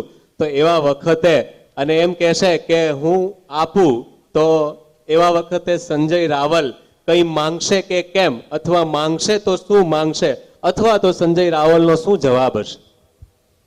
પહેલા તો ઈશ્વરની તાકાત જ નથી કે જમીન પર આવે, એની કોઈ તાકાત જ નથી, કોઈ સવાલ જ નથી. બીજી વાત રહી માંગવાની, તો હું જન્મે ભિખારી નથી, કર્મે બી ભિખારી નથી, એટલે માગવાનું શીખ્યો જ નથી. એ જે માગતો હોય એને મુબારક છે, કેમ કે માગવાથી ભીખ મળે, તાકાત મળે નહીં કોઈ દિવસ. એ મારા બાપાએ મને શીખવાડ્યું હતું. અને રહી વાત ત્રીજી કે ભગવાન આવે કે ના ના લઈ જ લે, મારે તને આપવું જ છે, તો ભગવાન એવું મને કોઈ વાર કહે જ નહીં. પહેલાં તો કે તો હું અહીં ના બેઠો, તમે બધા અહીં બેઠા હો. એ તો બધાને લખણ જોઈને આપે, એટલે મારા કહેવાથી કંઈ આપે નહીં. એટલે એ બધી જ વાર્તાઓ છે કે ભગવાન પ્રસન્ન થઈ ગયા, માગ બેટા માગ, માગે તે આપું, એવું ક્યારેય કીધું નથી. બધી વાર્તાઓ છે. અને મેં કીધું ને, આપણને જે ઉલ્લુ બનાવવાનું, ભગવાન પર આધારિત થવાનું, વ્રત, એકાસણા, પૂજન, 5 વર કર સારો વર મળશે છોકરીઓને, એવો ખટારા જેવો મળે બાપડીને. સાચું કહું છું. છોકરા હોય તો હેરતા સાંઈ બાબાના મંદિરના જૂતા ઘસી નાખે, સાંઈ બાબા કદી મળે. એટલે 2-3 નાનકડી વાતો રિપીટ કરી દઉં કે ભય મુક્ત જીવન વિશે બોલવાની શક્તિ એ બધાને આપે એવું પણ ના બને. એ કેમ ના બને એના માટે હું ફરીથી કહું છું કે હું બધાને મેં 700 સેમિનાર કર્યા, પણ એક જ વિષય પર કર્યા, પણ નવું જ ઓડિયન્સ હોય છે, એટલે મારે એક જ વિષય પર બોલવું પડે છે. એના માટે આપણા હિન્દુ ધર્મમાં કર્મનો સિદ્ધાંત છે. કૃષ્ણ ભગવાને કર્મયોગ અધ્યાયમાં કહ્યું છે કે બધાને સમાન રીતે ન ચલાવી શકાય. એક કોઈનો અંગૂઠો એક જેવો નથી, ઝાડના 2 પાંદડા એક જેવા નથી. એટલે હું ગમે એટલું માગું, પણ ભગવાને જે બધાનું પ્રોગ્રામિંગ કર્યું છે એમાં કોઈ દિવસ ફરક પડી લેવું. કોઈ ભૂલથી, આ હાઇપોથેટિકલ સવાલ છે, હું વડાપ્રધાન બની જઉં તો કે તગારામાંથી બને? હવે એનો જવાબ કેવી રીતે હાલવાનો? એવો ખાલી મનોરંજનનો સવાલ નથી. એટલે ભગવાન કદી મને મળવાનો જ નથી, મને ખબર છે. ઈશ્વરી શકે અને મળેલો જ છે, જેટલો મળ્યો માપમાં આલ્યું છે કે બહુમણ આટલામાં રહેવાનું. તને ફોર્ચ્યુનર આપી છે, એના હાથે તારે મરવાનું છે. હવે સાયકલમાંથી આટલું ચાલ્યું, ભિખારી હવે કેટલું જોઈએ તારે? એટલે એ સવાલ નથી. અને માગવાની વાત ક્યારેય માગવું નહીં.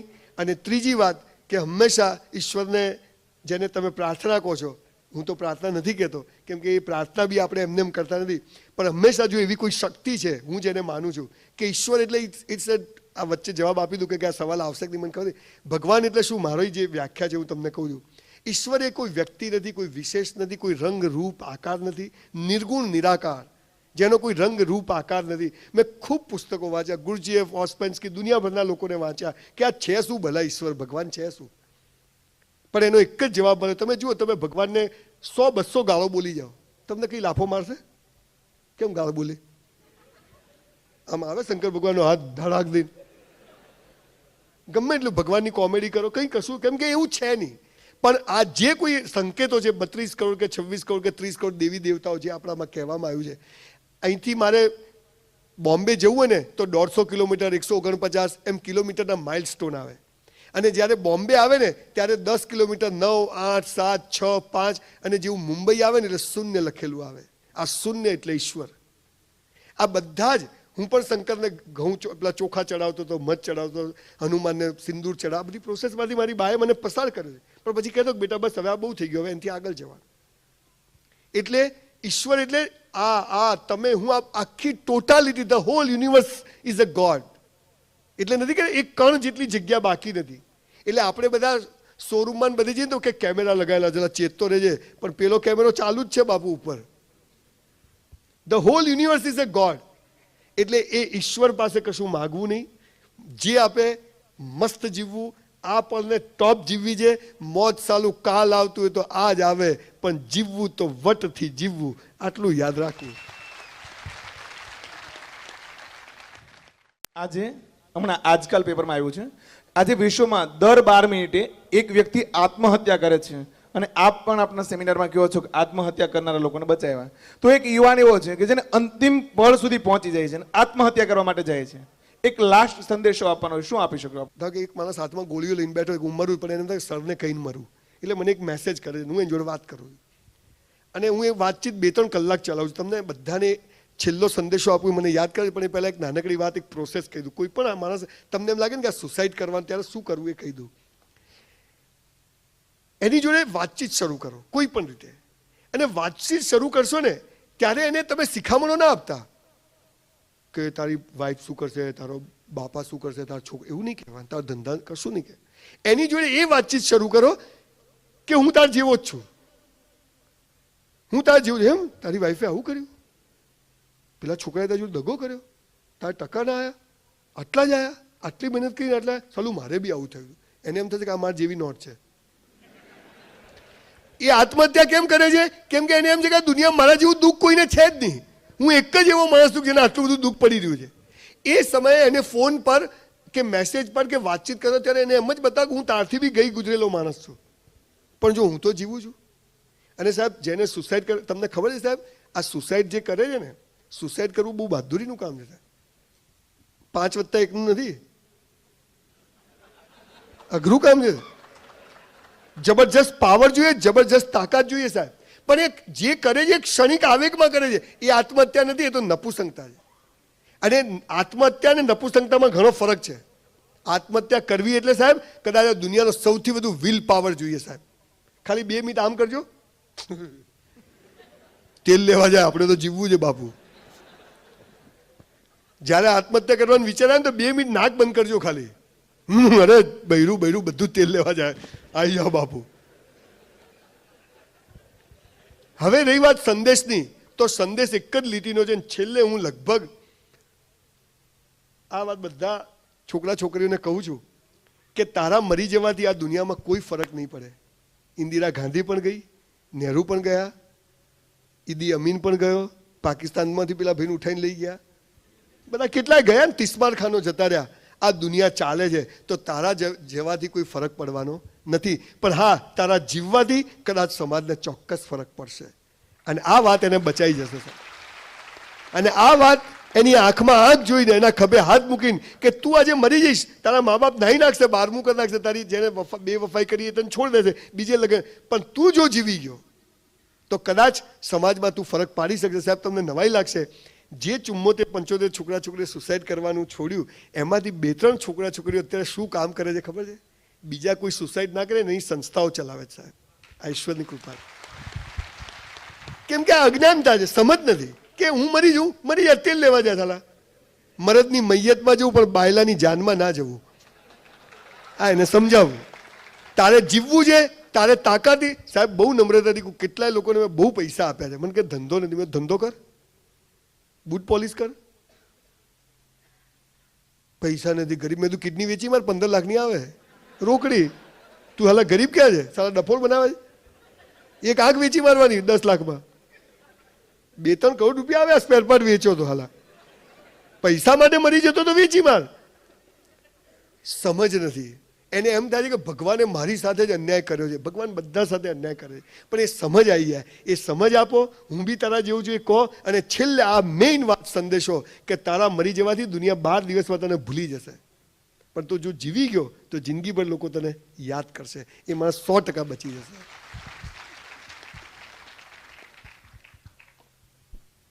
એક સવાલ એવો કે એક સામાન્ય માણસ જ્યારે ઈશ્વરમાં શ્રદ્ધા ધરાવતો હોય થોડી ઘણી પણ, અને એના વાંચવામાં કોઈ મોટા ગજાના લેખકનું પુસ્તક વાંચવામાં અથવા કોઈના મોઢેથી સાંભળવામાં આવે કે આ વિશ્વમાં ઈશ્વર જેવું કંઈ છે જ નહીં, તો એવા વખતે એક સામાન્ય માણસ કન્ફ્યુઝનમાં આવી જતો હોય, તો એવા વખતે શું?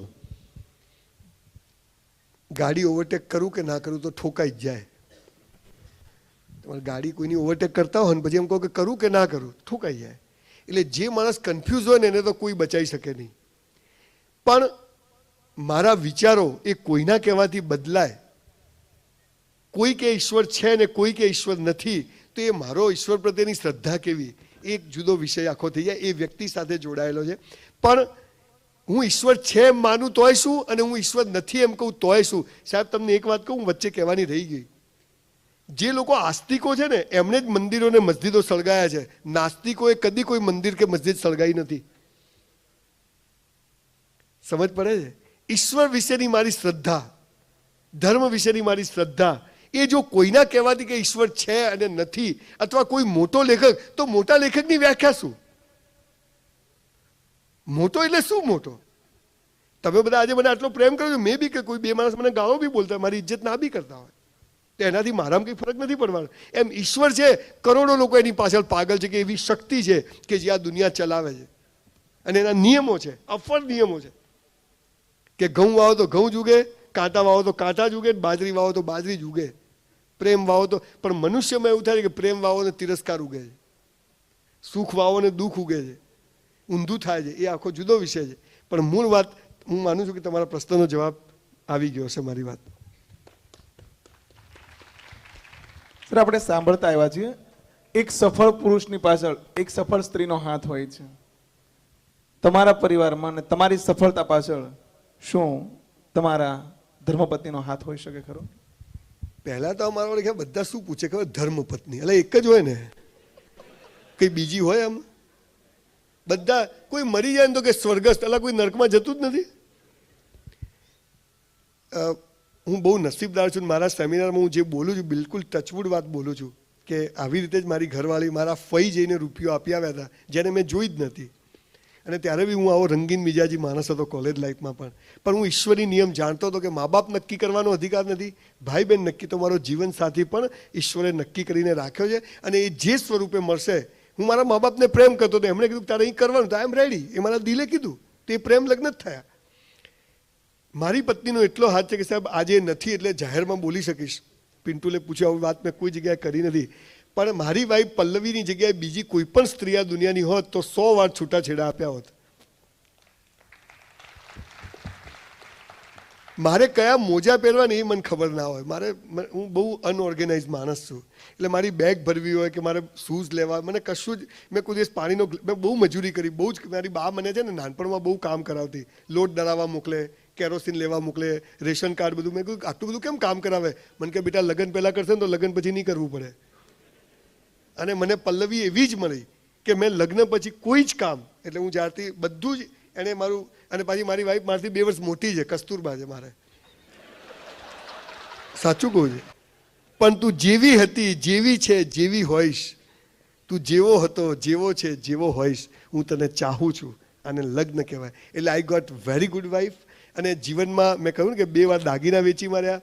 મારી લાઈફમાં પણ બહુ બધા લોકો આવ્યા ને ગયા, પણ એ તમામ સમયમાં એ મારી જોડે બિલકુલ ટચવુડ ઊભી રહી. મેં એને કોલેજમાં પૂછ્યું, જ્યારે અમે કોલેજમાં હતા ત્યારે મેં કીધું તે મારામાં શું જોયું? તે મને મારા ફઈ રૂપિયા આપીને મને કે મેં તો નક્કી જ કર્યું કે આના જોડે લગ્ન કરવા છે. તમે હસતી નથી તારંગામ, તો કે હસતું જ ખબર પડી જાય તમને. અત્યારે પણ હું અહીંયા આવ્યો છું, પણ મારી મેનેજર અફઝા અને સંજના મારી સાથે છે. એમને સતત એ ફોન પર ઇન્સ્ટ્રક્શન આપે કે લીંબુ પાણી બનાવ્યું, આ બની ગયું. પછી અહીંયા ભરતભાઈ અને એમના વાઈફ બેઠા છે. એ હું અહીંયા આવું એટલે મને ભાખરી બહુ ભાવે, એટલે ભાભી દર વખત ઘરેથી હમણાં ભાખરી લઈને જ આવ્યા, ભાખરી ગાયનું દૂધ. તો કે પેલું ભાખરી લાવે તો એ સંજયને સવાર નાસ્તામાં. એટલે દરેક ચીજનું મારું સવારથી સાંજ સુધી હું હોઉં કે ન હોઉં. અને અમારી બેને ભારત પાકિસ્તાન જેવું શું છે ચાલુ જ હોય. અચ્છા, તમને એક સસ્પેન્સ કહી દઉં. બાપુએ 4-5 હજાર ચોપડીઓ વાંચીને મેડમે બેટો કરી એક ચોપડી વાંચી હોય તો મેં એટલે કેમ વાંચતી નથી? એટલે કે 2500 મારી ને 2500 તમારી. હું ગાડી, મને ડ્રાઇવિંગનો બહુ શોખ. હું એને કહું કે યાર તું ગાડી શીખી જાય, મારો પગ દુખે છે. આજે ટેક્સી, મને કે તમારથી સારો ડ્રાઈવર કેવો મળે? એટલે અહીંયા જ આટલી ચાલે આપણી. પણ બહુ જ પ્રમાણિકતાથી કહું છું, જાહેરમાં કહું છું કે બીજી કોઈ પણ સ્ત્રી હોત મારા જીવનમાં તો 100 વાર છૂટાછેડા આપ્યા હોત. એટલે I got very good wife. Thank you. Sir, આપ એવું કહી ચૂક્યા છો કે વાંચનમાં વેસ્ટર્ન કલ્ચરના ફિલોસોફરને અથવા તો ત્યાંના એ સંશોધકોને વાંચી શકાય. આપ આવું કહો છો અને આપ ત્યાં સુધી પણ બોલો છો કે એક ટાંચણી આપણે અહીંયા બનાવી નથી. તો આ બોલવા પાછળ સમજી શકાય છે કે આપની એક વ્યથા છે કે અહીંયા આપણે સક્રિય નથી. પણ સવાલ એમ છે કે એક ભારતીય નાગરિકને અથવા એક ભારતીય યુવાનને હું ભારતીય છું આ વાતનું ગૌરવ એ કેવી રીતે લાગે, અથવા તો ભારત એ વિશ્વને શું આપી શકે? આપણે ત્યાં કહેવાયું છે કે દુર્લભમ ભારતે જન્મ, તો આ કેવી રીતે? મેં દુનિયાભરના લોકોને વાંચ્યા છે, બહુ એટલું બધું નહીં પણ બહુ સરસ રીતે વાંચ્યા છે. આ બધું જ આપણા ગીતામાંથી, પુરાણોમાંથી ને વેદોમાંથી ચોરી ચોરીને ટ્રાન્સલેશન કરીને આ લોકોએ છાપ્યું છે. પણ એમની કહેવાની રીત તમે જુઓ. સુરતમાં આ 3 મહિનામાં હું 20 વાર આવ્યો. હું માનતો નથી કે સુરતમાં કોઈ સ્પીકર 3 મહિનામાં 20 વાર આવ્યો હોય. મારી કહેવાની રીત જુદી છે. તો એ વિદેશી લેખકોની જે કહેવાની રીત એટલી સરસ છે. આપણે શું કરીએ, સંસ્કૃતનો શ્લોક હોય, પછી એનું ટ્રાન્સલેશન હોય, નીચે ખટારા જેવું સમજાયેલું હોય, સમજ પડે જ નહીં. કરાગ્રે વસતી કરમૂલે સરસ્વતી કર મધ્ય તું ગોવિંદા, સવારે ઉઠીને કરણમાં આમ કરું ઢેકણું કરું કે આ શું, કે જવા દો. પણ પેલો ધોળિયો તમને ભગવાન વિશે સમજાવે ને, આ બરોબર કે સાહેબ. આપણે લોકોએ આધ્યાત્મિકતાના નામે ચડી ખાધું, આધ્યાત્મિકતાના નામે નપુસંકવાદ આવી ગયો. પૈસા કમાવા મહેનત કરવી આપણા હાથમાં છે, ફળ આપવું ઈશ્વરના હાથમાં છે. હવે કોઈ કરવું જ નહીં. બાયલા થઈ ગયા ઘેર ઘેર બધા, નપુસંકોની જમાત થઈ ગઈ. પેલા લોકો એનું ઇન્ટરપ્રિટેશન શું કર્યું કે મહેનત મારા હાથમાં છે તો હું તન તોડ મહેનત કરીશ. કેમ કે જે કરીશ એનો બદલો ઈશ્વર આપે છે. એમણે એ પકડ્યું. અને આપણે શું પકડ્યું? બધું ભગવાનના હાથમાં હોય તો આપણે શું કરવા, કોઈ કરવું બે રહ્યો. બેટા ચાદર હોય એટલા પગ પોળા કરવા, ચાદર હોય ને પગ પોળા કરે નહીં. અને ચાદર હોય તો ફાટેલી હોય. બેટા સાહસ કરવું નહીં એટલે ઘેર ઘેર બાયલાઓ તૈયાર થાય, બાપાનું હે આપણે જલસા હે, કોઈ કરવું જ નથી. મૂળ વાત એ છે કે વિદેશના લોકોએ આપણા પુસ્તકોનું જે પોસ્ટમોર્ટમ કર્યું અને એમાંથી જે અર્ક કાઢ્યો અને એ અર્ક જે સાદી સરળ ભાષામાં સમજાયો, એના કારણે ત્યાં વિકાસ થયો, ત્યાં મહેનતમાં લોકો લાગી ગયા. આપણે એનો અર્થ ન સમજ્યા એટલે આપણે આધ્યાત્મિકતાને કઈ રીતે પકડી, બધું છોડી દો, સંતોષથી જીવો, કોઈ છે નહીં આપણા હાથમાં, બધું ભગવાનના. ત્યાં જબરજસ્ત મહેનતમાં લાગી ગયા. કેમ કે મહેનત મારા હાથમાં છે એટલે અમને મહેનત કરી. આપણા ત્યાં શું થયું, મહેનત આપણા હાથમાં, ફળ એના હાથમાં, એટલે કોઈ કરવું જ નથી. હાલવું, મહેનત કરવી નહીં, ફળ લેવું નથી. એક નાનકડી વાત આને ટેકા માટે કહું. દિલ્હીના રેલવે સ્ટેશન પર એક અંગ્રેજ ઉતર્યો તો રોડ ઉપર બધા માટીના વાસણો પડ્યા હતા, મસ્ત એકદમ સરસ રમકડાને બધું બનાવેલું. તેનો જે માલિક હતો ને, મેઇન રોડ ઉપર દુકાન ઊંઘ્યો હતો. તો પેલો અંગ્રેજ કે હે, એટલે કે શું છે? તો કે કેટલાનું છે? એટલે અંગ્રેજી એમ કીધું, હું ગુજરાતીમાં કહું તમને. પેલો કે લખેલું દેખાતું નથી. એટલે બધા ઉપર કિંમત લખેલી હતી. પેલો કે થોડું સેલ્સમેનશીપ કર તો જરા માલ વેચાય. કે એનાથી શું થાય? તો કે તારે ઘરાકી વધે, ધંધો વધારે થાય. તો કે એનાથી શું થાય? તો કે પછી આ કાચી દુકાન પાકી થઈ જાય ને, પણ કે પછી તો કે કાચ લગાવી દેવાનો, તું રિવોલ્વિંગ ચેર પર, કે પછી એસી લગાવી દેવાનું, 2 સેલ્સમેન રાખવાના, 2 સેલ્સ છોકરીઓ રાખવાની, તારો ધંધો વધી જશે. કે પછી ઊંઘવાનું? તો કે એ તો હું હાલ જ કરું છું ને. આટલું બધું કરીને આ કરવાનું હોય તો હાલ કરું જ છું. આપણે આ પકડ્યું અને પેલા ધોળિયાએ મજૂરી કરી. સાહેબ 200 વર્ષનો ઇતિહાસ છે અમેરિકાનો. તમે ગાંડા થઈ જાઓ સાહેબ. હું તો ગયો ને, હું બનાવ્યું છે અમારા બેટા. આપણે નપુસંકવાદ આવ્યો, પણ 2 પ્રોબ્લેમ થયા કે એ લોકોએ ખાલી મહેનતમાં પડી ગયા એટલે બોડી થાકી જાય એટલે હાજે દારૂ પીવા જોઈએ, ઊંધા કામ ચાલુ થયા. એટલે ભૌતિકવાદ પણ ખરાબ, આધ્યાત્મિકતામાં જતા રહ્યા એ પણ ખરાબ. 30 કરોડના 130 કરોડ થયા, એક ગોલ્ડ મેડલ આવતો નથી. આટલા માટે લઈ ગયું, રહી જ જાય દર સાલ આપણે. અને ત્યાં મહેનતનું પરિણામ છે. એટલે એમ કહે છે પિન્ટુલે કે ત્યાં નસીબ કેમ ખુલે છે? ત્યાં લોકો મહેનત કરે છે. અને હું કહું છું કે આ દેશમાં એક પાણીની બોટલ નહીં સાહેબ, આ દેશમાં કોઈ શોધ જ નથી. શું શોધ્યું? બાવાઓ. શું શોધ્યું? 3000 સંપ્રદાયો. ડુંગળી ખવાય ને બટાકા ના ખવાય, ભગવાને જગ મારવા બનાવે? શું સમજાવો તમે લોકો? Divide and rule. મારી ટોળીમાં કેટલા ઘેટા આવે, મારા ઘેટામાંથી કે નીકળી ના જવું જોઈએ. આ જ્યાં સુધી ધર્મ અને સંપ્રદાયો હશે ને સાહેબ, કદી વિકાસ નહીં થાય. ધર્મ અને સંપ્રદાય શું શીખવવું જોઈએ ખબર છે? સ્વર્ગમાં જવાના રસ્તા તેલ પીવા જાય, જિંદગીમાં કેવી રીતે જીવવું એના રસ્તા બતાવો, બધા સુખી થઈ જશે સાહેબ. દરેક પ્રશ્ન તાળીઓ પડે છે. તમારો ચાહક વર્ગ મોટો છે, એમને પણ મોકો આપણે આપીશું. સુરતમાં રહેતા સૌરાષ્ટ્રવાસીઓ, કાઠિયાવાડ પંથકમાંથી આવેલા કાઠિયાવાડીઓ અને જેમણે તમને અનહદ પ્રેમ કર્યો છે, તમે જે વ્યાખ્યા આપો છો એ જ પ્રેમ એણે કર્યો છે. એક વ્યક્તિ બીજા વ્યક્તિને કરેલો પ્રેમ, એટલે કે આ સૌરાષ્ટ્રવાસીઓએ, કાઠિયાવાડીઓએ પ્રેમ કર્યો છે અને એનો આજે પુરાવો છે. દિવાળી માથા ઉપર આવે છે, આડા દિવસે જ્યારે આ પબ્લિક અહીંયા બેઠું હોય તો આવા પ્રેમ માટે, આવો પ્રેમ આપ્યો છે. અને એવા લોકો માટે જો એક શબ્દમાં તમારે કંઈ કહેવું હોય તો શું કહી શકો આ લોકો માટે? કસરત અને વાંચન કરો ને રોજ મા બાપને પગે લાગો. Thank you. સાહેબ એવું કહેતા હોય છે કે હંમેશા માટે કાચબો કે ને એમ કહેવાનું. કાચબો કે એમ. તો કેવી રીતે ખબર પડે કે આ ડિસિઝન કાચબાએ લીધું છે કે માઇન્ડે? તો મને જ ખબર પડે ને, ગામને કેવી રીતે ખબર પડે? મેં ડિસિઝન લીધું હોય તો મને ખબર છે કે મેં બુદ્ધિએ કીધું ને કર્યું છે કે હૃદયે કીધું એ કર્યું છે. હાલ. તે તો મેં હૃદય કીધું એ જ મને જ ખબર પડે ને, સમજ ના પડી મને. હું ડિસિઝન એટલે એવું કહેવા માંગે છે કે આપણે ડિસિઝન લઈએ છીએ પછી આપણને ખબર કેમ પડે કે આ ડિસિઝન અહીંયાથી આવ્યું છે કે અહીંયાથી આવ્યું છે એમ? તો ડફોળ કહેવાય યાર, શું હા. એ તો ગાડા જેવી વાત થઈ યાર. બીજો એક સવાલ છે કે તમે એમ કહો છો કે તારે ડોક્ટર બનવું જોઈએ, એન્જિનિયર બનવું જોઈએ, આ બનવું જોઈએ, તે બનવું જોઈએ, એવા વાલીઓ વિદ્યાર્થીઓ ઉપર એવા પોતાના જે વિચારો એ ઢોળતા હોય છે, તો આવા વાલીઓ માટે તમારે શું કહેવું છે? એ છોકરાઓએ એ મા બાપનું કશું માનવું જોઈએ નહીં. પણ સાથે સાથે એ વાત બહુ જ મહત્વની છે કે આ ઉંમરમાં બાળકોની અંદર એ સમજ હોતી નથી અને એ વિવરિંગ માઇન્ડ હોય છે. અને પેરેન્ટ્સ જો એ લેવલ ના હોય તો એમની જોડે સમજ હોય છે અને એ બાળકોને ગાઈડ કરે. એટલે બાળકોએ એમનું કન્સિડરેશન લેવું જોઈએ કે આ પપ્પા મમ્મી કહે છે તો હું વિચારી જોઉં. એટલે હું એમ નથી કહેતો કે મા બાપની સામે બોલવું જોઈએ કે નહીં જ માનવું જોઈએ, પણ એક વાત બાળકોને હું ચોક્કસ કહીશ કે તમે 18 વર્ષના આ દેશમાં 15 વર્ષ સુધી તમારે મા બાપની છત્રછાયામાં રહેવું જોઈએ. એ કે વાતને સમજવી જોઈએ, જાણવી જોઈએ, પણ એ માનવી ન માનવી એ તમારે નક્કી કરવાનું. તમે કોઈ પણ નિર્ણય લો તો મા બાપનો ઓપિનિયન લેજો, પણ એ આખરી ઓપિનિયન સમજીને લેતા નહીં તો કદાચ, અને જો એ નિર્ણયમાં તમે ખોટા પડશો, પોતાનો હશે, તો તમને એમ તો થશે ને કે આ નિર્ણય મારો હતો, હવે હું કોઈને દોષ નહીં આપું. એટલે નિર્ણય હંમેશા પોતાની જાતે જ જેટલી નાની ઉંમરથી શીખશો એટલું ફાયદામાં રહેશો. અહીંયા છે સંજયભાઈ, તમારો ખૂબ ખૂબ આભાર. તમારો લાસ્ટ સેમિનાર પણ અટેન્ડ કરેલો છે અહીંયા આ જ હોલમાં. હવે 29 સપ્ટેમ્બરે મારા ઘરે દીકરીનો જન્મ થયો છે, એટલે લકીલી કે જે વિશ હતી એ જ થયું. અને એક પ્રોબ્લેમ એ છે કે હજી નામ પાડ્યું નથી. કન્ફ્યુઝન એ છે, અડધા એમ કહે છે કે રાશિ પ્રમાણે નામ પાડો.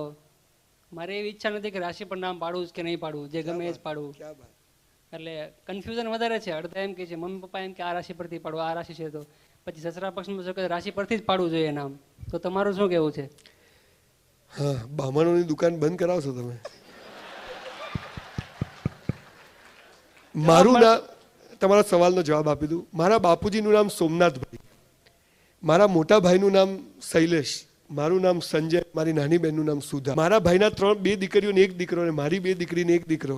6 બાળકોના નામ બોલી દઉં: સપના, સુચિતા અને સાહિલ, સ્નેહા, સિદ્ધાર્થ અને સ્મૃતિ. અમે બધાએ કુંભ રાશિ પકડી, કોઈની રાશિ કુંભ ઉપર નથી. બોલો, કોઈ તકલીફ લાગે છે? એ જ કહું છું. મોડલ બરાબર છે ને?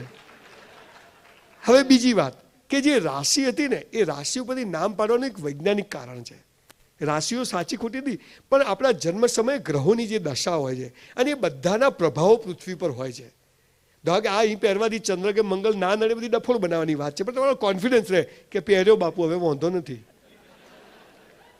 એટલે જેનો વિલ પાવર ના હોય ને એને આ બધાની જરૂર પડે કે રાશિ ઉપર જ નામ પાડો.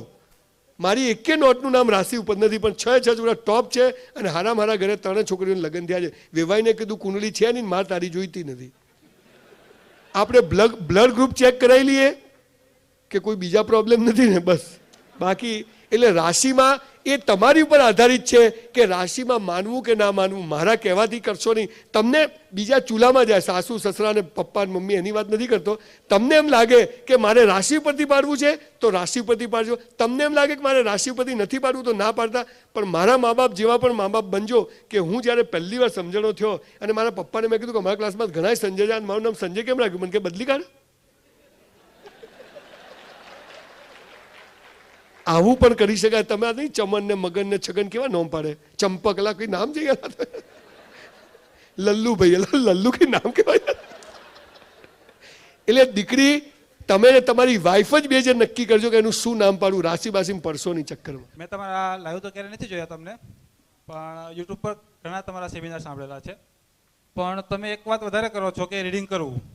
ઓકે, આજે પણ ઘણી વાતો થઈ ગઈ રીડિંગ માટેની, પણ આજના યુવાન, વડીલો પણ ગણી લો અને બાળકો પણ બહુ જ રીડિંગ કરે છે. તો અમારે એડવાન્ટેજ ગણવા કે ડિસએડવાન્ટેજ, પણ શેનું રીડિંગ કરે છે એ કહું.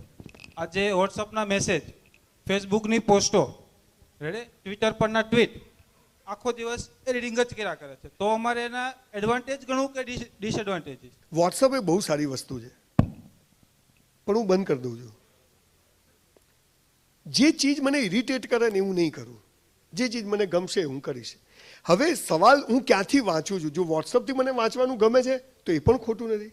ચોપડીઓ વાંચવાથી ગમે છે, ધારો કે વોટ્સઅપમાં દિવસમાં 100 ફોરવર્ડેડ મેસેજ આવે છે, 50 તો ખટારા જેવા હોય. નવરા બેઠા ઠોકે જ જાય, શું છે ભાઈ, 20 મોકલ્યો બધા. એટલે તું નવરો છે, હું નવરો નથી ભાઈ. તમારી વાતનો જવાબ એ છે કે તમે બે વાતને મિક્સ કરી કે શું વાંચવું ને મોબાઈલ વોટ્સઅપનો ઉપયોગ કરવો. વાંચવાનું જ્યાંથી પણ મળે, એ પુસ્તકમાંથી મળે કે વોટ્સઅપના મેસેજમાંથી કે ફેસબુકના મેસેજમાંથી, જ્યાંથી મળે ત્યાંથી વાંચો. વાંચવામાં કોઈ વાંધો નથી સાહેબ. મારું નામ વિશાલ છે. હું છેલ્લા 4 વર્ષથી બોડી બનાવું છું ને as a I M trainer. તમે જે કહો છો ને વાંચો અને કસરત કરો, એનાથી અત્યારે મેં રોજગાર ચલાવું છું. અત્યારે મારી મહિનાની પગાર 15,000 છે સર. જી, એટલે હું કહેવા માગું છું સર કે બધાએ બોડી બનાવાય, બોડી સારી છે, ફિઝિકલ સ્ટ્રોંગ રહેશો તો લાઈફમાં બધું જ કરી શકશો. આપણે ધારો કે ભાઈએ જેવા બાયસેપ ટ્રાયસેપ બનાવે એવા તો ન બનાવી શકીએ, પણ કોઈ બહેનની બેગ ઉપાડીને મૂકવી હોય તો મૂકી શકીએ એવા થઈ જઈએ. અથવા તો કૂતરું પાછળ પડે તો એમ ના કંઈક એટલે કરડી જા. એટલે our body must be in good shape, એ ફાયદો જ છે. મારો ક્વેશ્ચન સાહેબ એ છે કે લાઈફમાં સક્સેસ માણસ કોને કહેવાય? મને જોઈએ મને મળે છે, અને મને જે જોઈએ મને નથી મળતું. આ બે વાતો બહુ અંતરવાળી વાતો છે. હું થોડી જુદી રીતે વાત કરું છું. સક્સેસની વ્યાખ્યા સમાજે આપણને શું શીખવાડી છે કે ગાડી હોવી જોઈએ, પૈસા હોવા જોઈએ, બંગલો હોવો જોઈએ. પણ જેવો એ બંગલો, તમે જુઓ, તમે 1-2 કરોડનો બંગલો બનાવો, તમે 6 મહિના ફિલ્ડિંગ ભરો, 6 મહિના ઘરની આજુબાજુ ફરો, કમ્પાઉન્ડ વોલ, ઝાડ, ટેબલ, ટીપોઈ, કબાટ, વોર્ડરોબ, હેંગર, બધું જ તૈયાર થઈ ગયું, વાસ્તુ કર્યું, લોકો આયા, બહુ સરસ બનાવ્યું, આમ તેમ, બાજુમાં બીજો બંગલો બનતો હોય. એટલે હવે આપણું ધ્યાન ક્યાં જતું રહ્યું? આ બની ગયો ને એમાં નહીં. હવે આપણું ધ્યાન ત્યાં જશે. કેમ? હાલાનો પ્લોટ મોટો છે, આપણે 4 બેડરૂમ, એને હાલા 6 બનાવ્યા, એને આવું કર્યું. સફળ અને નિષ્ફળ માણસની આટલી જ વ્યાખ્યા છે કે મને ઈશ્વરે આજે જે આપ્યું છે એમાં હું ખુશ છું, એમાં હું મસ્ત છું. મારે કોઈની જોડે હરીફાઈ નથી, મારે મારી જાત જોડે હરીફાઈ છે. હું ગઈકાલ કરતાં આજે બેસ્ટ બનીશ. મારે કોઈ દુનિયા જ્યાં તેલ લેવા અને સમાજને જે કરવું એ કરે. હું મસ્ત છું, ગઈકાલ કરતાં આજે સરસ રીતે જીવીશ. આને સફળ માણસ કહેવાય. અને ગઈકાલ કરતાં બીજા જોડે વધારે છે માટે મારે વધારે જોઈએ છે, આ નિષ્ફળ માણસ કહેવાય. માતાજીની આરાધનાના દિવસો પૂરા થયા અને દરેક જગ્યાએ હવનનું આયોજન કરેલું. તો અમારે ત્યાં પણ હવનનું આયોજન કરેલું સોસાયટીમાં. ત્યાં અમે એકને માતાજી આવેલા ભુવાની. તો મેં આ જેટલા ભુવાઓ મેં જોયા છે અત્યાર સુધીમાં, જેઓની અંદર એટલી પણ મેચ્યોરિટી નથી હોતી કે એમની સાથે કંઈ પ્રસંગ બને તો એના વિશે વિચારી શકે, ચિંતન કરી શકે. કે મેં ક્યારે એવા ભુવા નથી જેવા જેમણે PhD કર્યો, MPhil કર્યો, MBA કર્યો, ડૉક્ટર વકીલ બનીને પણ એ ભુવા થયા હોય.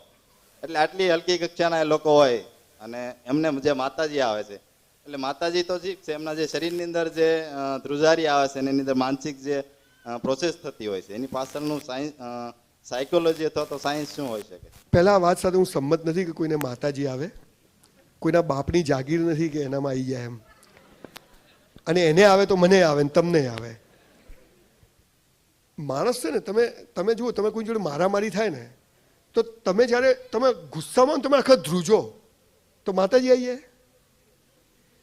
તમે કોઈ પણ કારણસર એક્સાઇટ થઈ જાઓ તો બી તમે ધ્રુજવા માંડો, તમારો પગ ધ્રુજવા માંડે, હાથ ધ્રુજવા માંડે, બોડી ધ્રુજવા. તો કે તમને એવા એકદમ ખરાબ સમાચાર મળે તમે આખા ધ્રુજવા માંડો, જબરજસ્ત ધ્રુજવા. માતાજી એટલે શક્તિ, એ બધું જ સાચું, પણ આ જે માણસમાં ઉતરે છે એ વાત સાથે સંજય રાવલ ક્યારેય સંમત નથી. તમે કહો, તમે લાવો ત્યાંથી મંત્રેલા દાણા ખાઈ જવું, તમે મંત્રીને આપો શ્રીફળ ખાઈ જવું, 4 રસ્તે પડેલું શ્રીફળ ખાઈ જવું, અને તમે કહો એ સ્મશાનમાં તમે કહો ત્યારે આવું, કશું મને ના થાય ને તમને ના થાય. આ બધા મનના કારણો છે, બીજું કશું નથી. નમસ્કાર સર. સર, આજે સ્ટડી કરતી યુવા પેઢી છે એનો મેન મોટો ક્વેશ્ચન એ છે કે તમે એમ કહો છો કે વાંચન કરવું જોઈએ. વાંચન તો કરે જ છે, એ વાંચન કરવાથી જે શબ્દો એના મગજમાં પ્રક્રિયા કરે એવું તમે કહો છો, રેડી. પણ એ પ્રક્રિયા ક્યારે કરે? જ્યારે એને કોન્સન્ટ્રેશનથી વાંચવું હોય ત્યારે. પણ આજના એ યુવા પેઢી પાસે કોન્સન્ટ્રેશન નથી. એ વાંચે 2 મિનિટ પણ વિચારે 5 મિનિટ. આવું કેમ? અને આ કોન્સન્ટ્રેશન લાવવું ક્યાંથી?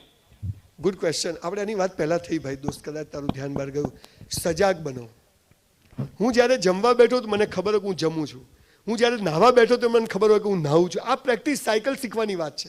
આ યુઝ ટુ તમે જે બી કરો સજાગ બની કે યસ હું કોઈને ગાળ બોલું છું તો મને ખબર હોય કે હું ગાળ બોલી રહ્યો છું. આટલી સજાગતા આવી જાય ને. હું હાથ ધોતો ત્યારે મને ખબર પડે કે હું હાથ ધોઉં છું. હું તમને ખબર હું હાલ બોલું છું ને તો હું બીજો સંજય રાવલ આ સંજય રાવલને જોઈ રહ્યો છે કે હું તમને જવાબ આપી રહ્યો છું. હું બરોબર બોલું છું, હું બિલકુલ સજાગ છું. અહીં એક પણ શબ્દ મારો એમને એમ નથી આવતો. તો આ પ્રેક્ટિસથી આવે છે. આ જ માણસ હું પહેલાં તો ગમે તેવો બકવાસ કરતો હતો. તો કોન્સન્ટ્રેશન તો તમારામાં છે જ. જરૂર છે તમારે ખાલી યાદ રાખવાનું છે. અને એના માટેની એક નાનકડી એક્સરસાઇઝ તમને શીખવાડું કોન્સન્ટ્રેશન માટે. બહુ મહાન માણસ એનું નામ નથી આપતો. ઘડિયાળનો ખબર છે પેલો સેકન્ડ કાંટો હોય છે, એ કાંટા સામે તમારે જોઈ રહેવાનું અને એ કાંટો ફરશે 5 ઉપર 10 ઉપર 15 ઉપર 30 પર 45 પાછો 0 ઉપર આવશે એટલે 12 ઉપર આવશે ને. 60 સેકન્ડ લેજે. આ 60 સેકન્ડ ખાલી તમે કાંટા સામે જોઈ રહો. આવું 1 મહિના કરો, જેટલી મિનિટ કરી શકો, 2 મિનિટ 4 મિનિટ. પહેલાં જ તમને વિચારો આવશે જુદા જુદા. પછી ધીરે ધીરે તમે એ કાંટા સાથે તમે ચાલશો એટલે you focus on that hand, small hand.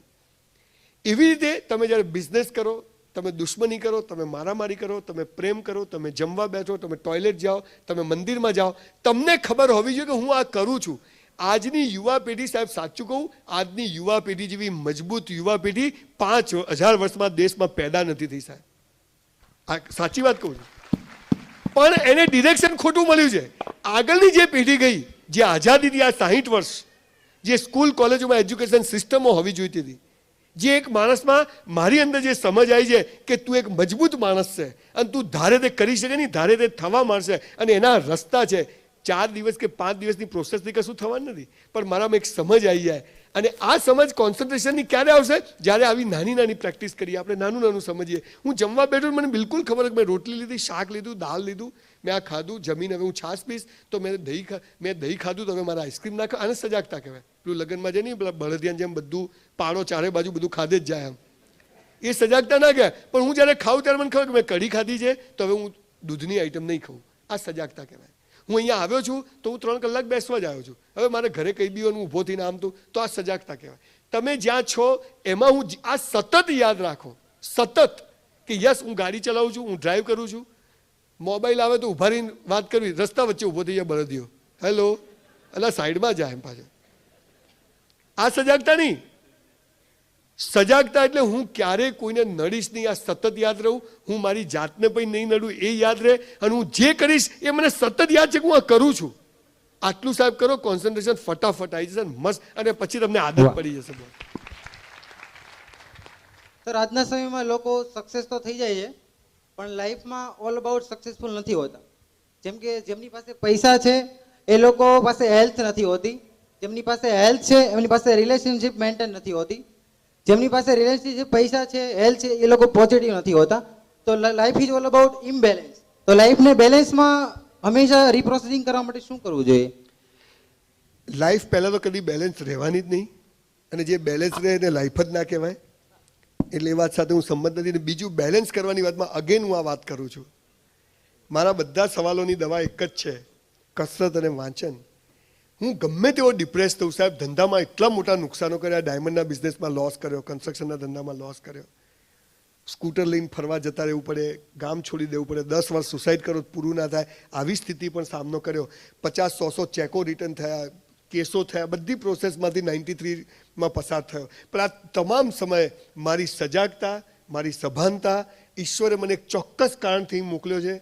હું એક કારણ સાથે જીવીશ, હું કસરત કરીશ જેથી હું ગમે ત્યારે ગમે તેની જો લડી શકીશ. હું સરસ વાંચન કરીશ, સરસ બાયોગ્રાફી દુનિયાભરના બિઝનેસમેનોને વાંચીશ જેથી મારામાં નિત્ય નવા વિચારો સ્ફુર્યા કરે.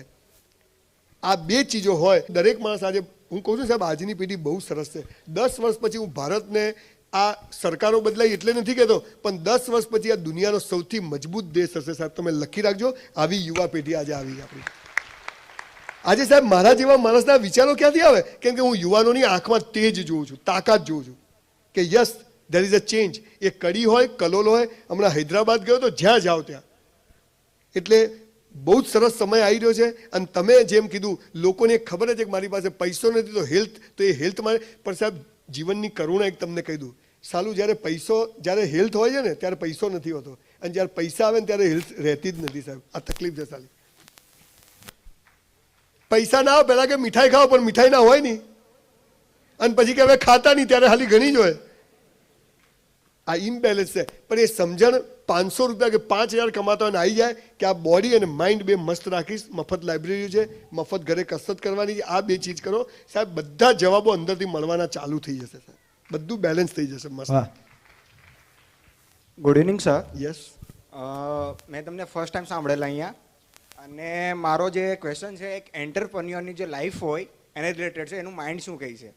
હવે જે બાળકના માતા પિતાએ તેમના ફેમિલીએ મળીને એની પૂરી જિંદગી ખર્ચ કરીને એમને એમના સપના પૂરા કરવા માટે પૂરેપૂરો સપોર્ટ કર્યો, એ બાળકના હાથમાં 40, 45, 50 હજારની જોબ પણ છે, પણ એ બાળક જોબ કરવા નથી માંગતો અને પોતાનો બિઝનેસ કરવા માંગે છે, તો એમના મા બાપને બાળક કઈ રીતના સમજાવે, એ મારો સવાલ છે સર.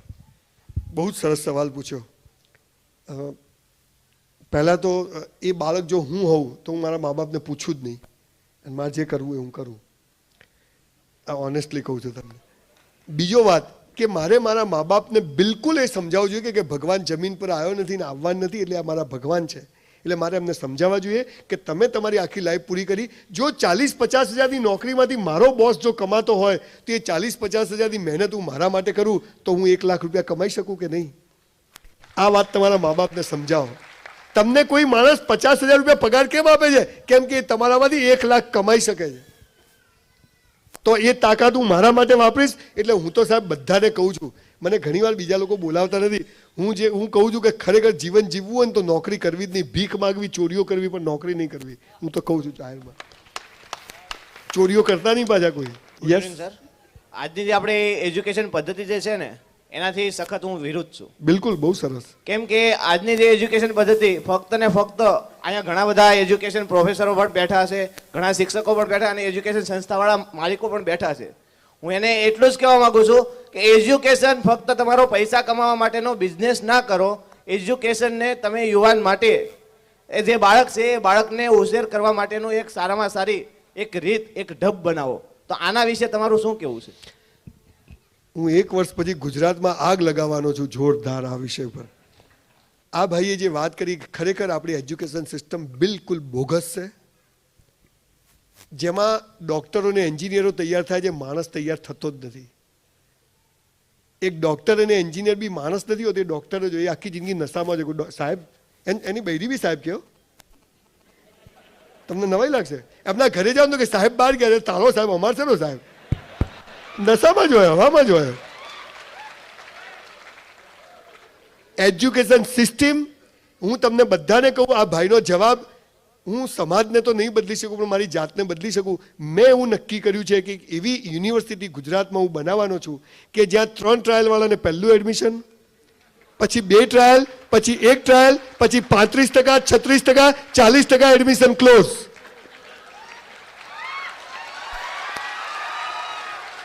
અને પછી તમે જુઓ સમાજમાં કેવી નોટો બહાર આવે છે. સાહેબ તમને ખબર છે, જે સ્કૂલ કોલેજો વાળા 1 થી 3 નંબરનું બહુમાન કરે, હોશિયાર છોકરાઓના ફોટા પાડે, ખરેખર જે ડબ્બાઓ હોય ને છેલ્લા 3 એના ફોટા લગાવો, એને થાય કે બાપુ આપણો બી આવ્યો. આ કરતા જ નથી જે કરવાનું. એટલે એજ્યુકેશન સિસ્ટમ સ્કૂલ કોલેજોમાં, પ્રાઇમરી એજ્યુકેશનમાં 1,00,000-1.5 લાખ પગાર હોવો જોઈએ. 10,000નો શિક્ષક 50 બાળકોનું ભાવિ તૈયાર ના કરી શકે, એની પત્તર ઠોકતો હોય બેઠો બેઠો. અને એ બધી નોટો સમાજમાં આવે. શું કરું? પતી ગઈ વાત દોસ્તારી, હવે કશું ના થાય. એટલે ધડ મૂળમાંથી ફેરફારની. અને એ મારી યુનિવર્સિટીનું જે સપનું છે, ત્યાં આગળ માત્ર મારા યુનિવર્સિટીનો એક પણ છોકરો મેડિકલ એન્જિનિયરિંગ ડૉક્ટર નહીં થાય, મારી યુનિવર્સિટીનો એક પણ છોકરો નોકરીઓ નહીં કરે, મારી યુનિવર્સિટીમાં બેસ્ટ પોલિશ કરવાવાળા, બેસ્ટ ઇસ્ત્રી કરવાવાળા, બેસ્ટ પાર્લર ચલાવવાવાળા, બેસ્ટ બોક્સરો, બેસ્ટ બોડી બિલ્ડરો બહાર પડશે. અને તમે જુઓ એ કેવું કામ કરે સમાજ. સાહેબ એક ચાની લારીવાળી બાઈ, તમે સાહેબ ચાની લારી એક ચલાવો, મહિને ₹1,00,000 કમાશો. આપણને ખબર જ નથી સાહેબ. આપણે માત્ર સ્કૂલ કોલેજમાં chartered accountant, company secretary, doctor, એના સિવાય બાકી બધો કચરો. મારી જેવી નોટો ક્યાં જાય? અરે એક બાળક સ્કૂલ કોલેજમાંથી બહાર નીકળે ને 12મા ધોરણ પછી બહાર સમાજમાં, અને એને 45% બી આવે ને, તેને આત્મસન્માન કે yes I am the best person of this world. આ સાલો કોન્ફિડન્સ જ નથી આવતો. એના માટે એજ્યુકેશન સિસ્ટમમાં શિક્ષકોને સુધારવાની જરૂર છે. કે શિક્ષક ફોદું વધેલું હોય, દાઢું વધે. અરે શિક્ષકને તમને ખબર છે, ખરેખર શિક્ષકોને શિક્ષિકાઓ હીરો હિરોઈન જેવા હોવા જોઈએ. એટલે 45 મિનિટ જોવા તો ગમવા જોઈએ કે નહીં? કેવી રીતે ગમે યાર? અને હવે છે ને વેપારી ને ગ્રાહક જેવું નથી થઈ ગયું. તમને ખબર છે, ભાઈએ સરસ સવાલ કર્યો. જે લોકો સ્કૂલો ચલાવે છે એમાંથી પૈસા કમાય છે એની સામે બી વાંધો નથી સાહેબ. પૈસા કમાવાના, પૈસા ખુદા તો નહીં, ખુદા સે કમ બી નહીં, પણ એની સાથે સમાજને પૂરેપૂરું આપો. અને જે પૈસા કમાવો એ સમાજ માટે વાપરો, ત્યાંના બાળકોના ઉત્થાન માટે વાપરો. નહીં તો પાપમાં જશો. રોઈ રોઈને બી આપણી ઓલાદને બી ચૂકવવું પડશે, જે હું આ કહું છું. આ એનું પરિણામ છે. અને એટલે સાહેબ મારા સિવાય ગુજરાતમાં કોઈ સ્પીકર એવો નથી જે પૈસા ના લેતો હોય સાહેબ. બહુ નમ્રતાથી કહું છું, હું 1 રૂપિયો લેતો નથી સાહેબ. મેં નક્કી કર્યું કે જ્યાં સુધી પૈસા લેવાશે ને ત્યાં સુધી ગ્રાહકો જ આવશે, માણસો નહીં આવે. હું સાહેબ 1500 રૂપિયા લઉં ને તો તમે બધા આપો, પણ તમે કહેશો કે આ ભાઈ ધંધો ચાલુ કર્યો છે એટલે હા લોકો આપે છે, પાછળ આવીને કવર આપી જાય છે. મારી સેક્રેટરીને કે સાહેબને હાલ દેજો ને તો લઈ લઉં, બહુમણ છું એમાં શું હતો. પણ હું માગતો નથી, પણ હું પૈસા માટેથી નથી આવતો. હમણાં જ તમને નવાઈ લાગશે, સુરતના એક જ વેપારીએ મારી 25,000 ચોપડીઓ ખરીદી. મેં કીધું બાપુ શું કરશો? આવું છે બધું. એટલે જ્યાં બદલાની ભાવનાથી કર્મ કરવાનું શીખવાડે ત્યાં કદી ભલીવાર આવે નહીં, ત્યાં માણસ તૈયાર. હું એક સારો એટલે એજ્યુકેશન સિસ્ટમે શું કરવાની જરૂર છે? સારા માણસો બનાવવાની જરૂર છે. એક સારો માણસ હશે ને તો એ સારો હિન્દુ કે સારો મુસલમાન બનશે. પણ સ્કૂલ ને કોલેજો સારા ઠાકોરો, સારા પટેલો, સારા મુસલમાનો અને સારા હિન્દુઓ બનાવે છે, એટલે કોઈ સારો માણસ બનતો નથી. એટલે બધા દિવેલ પીધેલા ફરે છે. આ બદલવાની જરૂર છે. Good evening sir. સર તમે કહો છો કે વાંચન જરૂરી છે, વાંચવું જોઈએ, તો સારા પુસ્તકો પણ લોકોને ખરીદવા જોઈએ. તો પુસ્તકોની એક અહીંયા કહેવાય તો એક શોપ હોવી જરૂરી છે, એક હોવી જોઈએ. પણ અમારા વરાછા કતારગામ વિસ્તારમાં કોઈ સારી શોપ નથી કે જ્યાંથી પુસ્તકો ખરીદી શકાય. અથવા તો કોઈ એક વિચારે કે મારે પુસ્તકો વાંચવા છે તો એ લોકોને ખરીદવા માટે ઘરનાળાની પેલી પાર સિટીમાં જવું પડે છે ખરીદી કરવા માટે. તો અને આપ એમ કહો છો કે હું દર મહિને 4 લાખ રૂપિયાની નુકસાની કરીને બુક શોપ ચલાવું છું, તો શું આ ધંધામાં કમાણી છે કે નથી?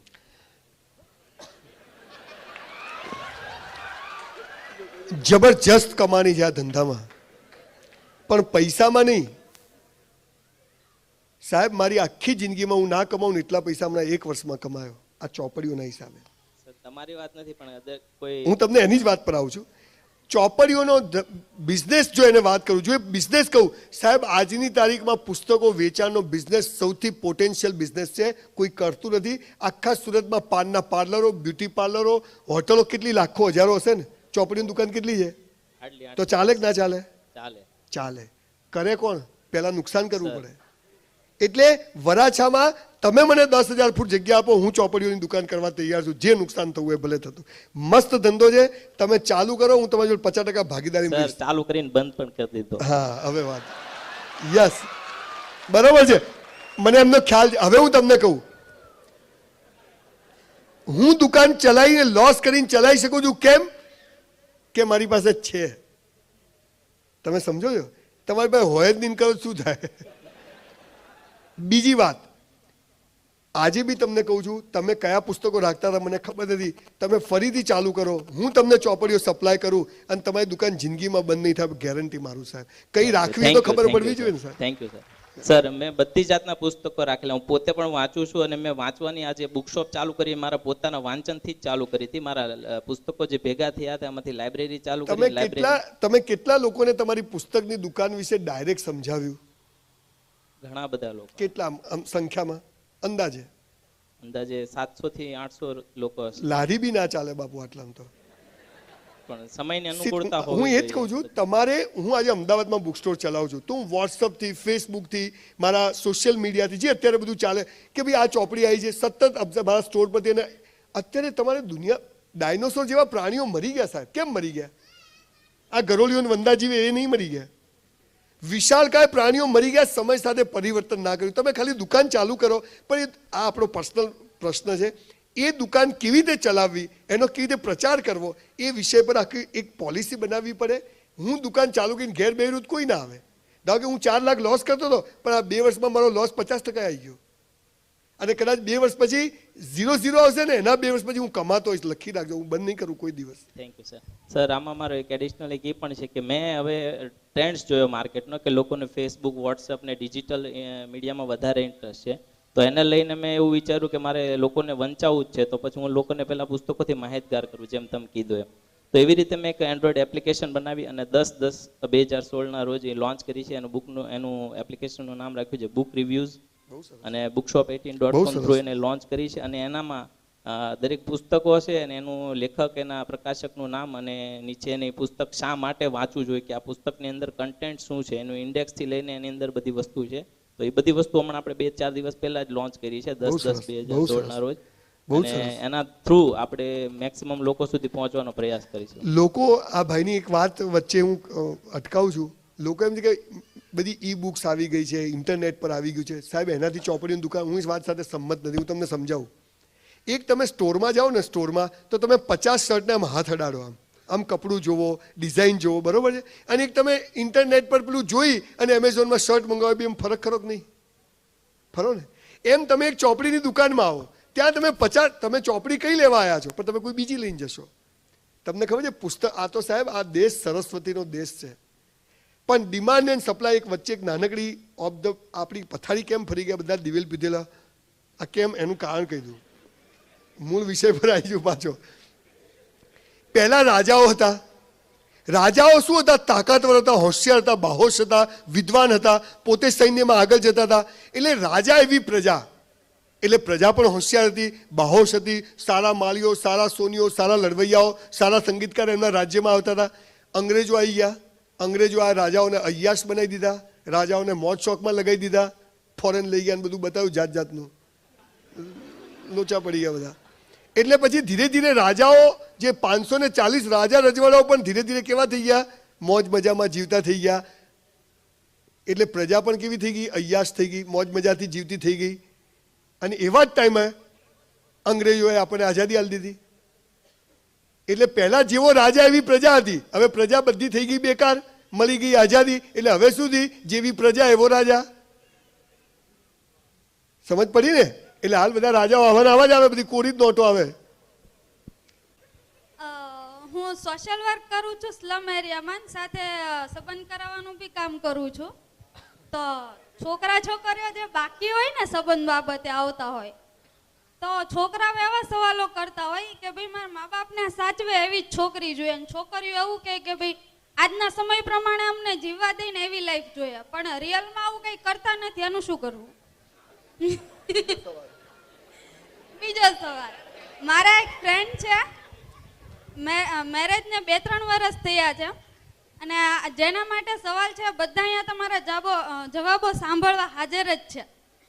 તો હવે એની મેરેજ લાઈફ એટલી કન્ફ્યુઝ ભરેલી છે, એમ હંમેશા મને ફરિયાદ કરતા હોય કે મારી વાઈફ મને હું આવું ત્યારે જમવા નથી આપતી, અથવા મારા મિત્રો હારે જાવી નથી ગમતું, અમે ફ્રેન્ડ સર્કલમાં સાથે જઈએ તો મારે એની હારે ને હારે રહેવાનું, આવું બધું.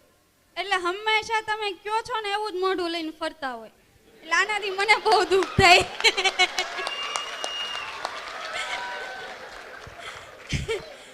ત્રીજો સવાલ ત્રીજા ફ્રેન્ડ માટે છે. આ જે બીજો સવાલ કર્યો ને એ જ રીઝનને કારણે એના મેરેજ તૂટ્યા છે. અને હવે મને જ્યારે ફ્રેન્ડ મળે ને ત્યારે એમ કે મારે હવે છે ને મેડમ લવ મેરેજ જ કરવા છે, એવી કોઈ છોકરી ગોતી નાખો. હવે આ બધા સવાલોનું શું કરવું એ જવાબ આપો મને. આપણા ત્યાં છે ને દરેક વસ્તુનું કાઉન્સેલિંગ હોય છે. અમેરિકામાં અને બીજા વિદેશમાં તમારે લગ્ન કેમ કરવા છે તો તમારું કાઉન્સેલિંગ થાય, એક એક્સપર્ટ હોય. જેમ તમે મને સવાલ ખબર, તમે બધા ગોળા છો ખરેખર, મને કેમ પૂછો છો મને ખબર નથી, પણ એનો ડિગ્રીવાળો હોશિયાર માણસ હોય. તો જે લોકોએ લગ્ન કરવું હોય ને તો એને ત્યાં 1 મહિનાનો કોર્સ હોય, એનું કાઉન્સેલિંગ થાય કે તમને કેમ લગ્ન કરવું છે, તમને બાળક ક્યારે જોઈએ છે, બાળક જોઈએ છે તો કેમ જોઈએ છે. આપણા ત્યાં તમારા 3 સવાલોના ભેગા જવાબ હું આપી દઉં. આપણે ત્યાં મુશ્કેલી એ છે કે લગ્ન કેમ કરવા છે, બધાએ કરે, આપણે કરી દઈએ. આ પહેલું કારણ. બીજું કારણ છે સેક્સ. બધા જ મનોરંજનના સાધનો બહુ મોંઘા છે, સેક્સ બહુ સસ્તો છે. એટલે લગ્ન કરવા પાછળના એવરેજ છોકરા છોકરીનું કારણ આ હોય છે કે, અને એમાં સેક્સ વિશે પાછી માહિતી તો હોતી જ નથી કે સેક્સ શું છે, એ પાછો આખો જુદો વિષય છે. આપણે ત્યાં એના વિશે બોલવું એટલે બહુ ગંદુ કહેવાય, પણ ખરેખર એની પર બહુ જાહેરમાં સરસ પ્રવચનોની જરૂર છે આ સેક્સ અને પ્રેમ વિષય પર, પણ થતું નથી. આપણા સમાજની બદબકી સૌથી વધારે એ જોવાનું, સૌથી વધારે એની વાતો નહીં કરવાની. કોઈ કરે ખાલી હું સેક્સ બોલું ને એમાં કેટલા જ મોટા આપણે એમને એમ થોડા આવ્યા છીએ. ચોક્કસ કારણ છે, આપણને ખબર જ નથી. એટલે 3 પ્રશ્નોના જવાબ એ છે કે છોકરા છોકરીઓમાં પહેલાં તો એ મેચ્યોરિટી નથી કે મારે કેમ લગ્ન કરવા છે. જે છોકરાઓ છોકરીઓ ગોતે છે એક નંબરના ભિખારીઓ છે, છોકરીઓ શોધવાનો વિષય જ નથી. અને જે છોકરીઓ છોકરાઓ શોધે છે એ પણ બેવકૂફો છે. મારા જન્મ સમયે ઈશ્વરે મારો જીવનસાથી નક્કી કરીને રાખ્યો છે, 1 મિનિટ ફાંફા મારવાની જરૂર નથી. મને એક ભાઈ મળ્યા, મને કહે સાહેબ 15 છોકરીઓ જોઈ. મેં તો તિજોરી લાવે કે શું? એટલે કે ત્રીજો આમ જોવાની હોય કે આ ગમી ના ગમી. આ સમાજમાં ખોટું દૂષણ આવી ગયું છે, એના ઉપર બહુ લાંબો ચર્ચાનો વિષય છે આ તમે જે કહ્યું એ. પણ મૂળ વાત એ છે કે જે છોકરા છોકરીઓ એમ કહે છે કે લગ્ન જીવનમાં મજા નથી, છૂટાછેડા લેવા છે, હું એની સાથે સંમત નથી. તું જેવી છે જેવો છે, જો હું મા બાપ બદલી શકતો નથી, હું ભાઈ બહેન બદલી શકતો નથી, તો હું જીવન સાથી પણ કદી બદલીશ નહીં. આ તાકાત હોય તો જ લગ્ન કરવા, બાકી કરવા નહીં. આ પહેલી વાત. કોઈ મા બાપ બદલવાવાળા મળ્યા તમને કે મારે બદલી કાઢવા નહીં ગમતા? સાલું ગૂગલ પર બધું મળે, ખાલી મા બાપ નથી મળતા. હસબન્ડ વાઈફ બી મળી જાય પણ મા બાપ નથી મળતા. એટલે આ બાળકોને કાઉન્સેલિંગની જરૂર છે. લગ્ન જીવન શું છે એની પવિત્રતા સમજાવવાની જરૂર છે. હું મારા સેમિનારમાં જે કહું છું કે મારા લગ્ન થયા અને મારો હાથ પકડીને પલ્લવીનો હાથ જ્યારે અડાડ્યો મને, તો 1000 વોટનો કરંટ આવ્યો એવું મને થયું. આજે છોકરા છોકરીને નથી થતું. કેમ કે જેને જો લગ્ન કરવા જો રોજ હસ્તમેળાપ થતા હોય એટલે પેલો ચામ રહેતો નથી. સમજી ગયા ને હું જે કહેવા માંગુ છું? આ મર્યાદાઓ, આ સંસ્કૃતિને વિવેકાનંદે જે વાત કરી હતી કે તમારા દેશમાં તમારા કપડાં અને જૂતા તમારી પર્સનાલિટી નક્કી કરે છે, મારા દેશમાં મારા સંસ્કારો અને મારી સંસ્કૃતિ મારી પર્સનાલિટી નક્કી કરે છે. આ બાળકોને સમજાવવાની જરૂર છે. Good morning. સવારથી પહેલી વાર કોઈને પણ મળીએ તો ગુડ મોર્નિંગ જ કેવું, ભલે રાત્રે મળીએ આપણે. એટલે જ ગુડ મોર્નિંગ કીધું. બોલો. મારો સવાલ એવો છે કે લાઈફ લાઈન કેવી હોવી જોઈએ એમ, કે મને ગમે કે મારે એક પગમાં આવું ચપ્પલ પહેરવું, એક પગમાં આવું ચપ્પલ પહેરવું, તો હું એવું જીવું કે સમાજ શું કહેશે એવી રીતે જીવું? બધા જમણી બાજુ ગાડી ચલાવતો ને તમે ડાબી બાજુ ચલાવો શું થાય? ઠોકાઈ જાય.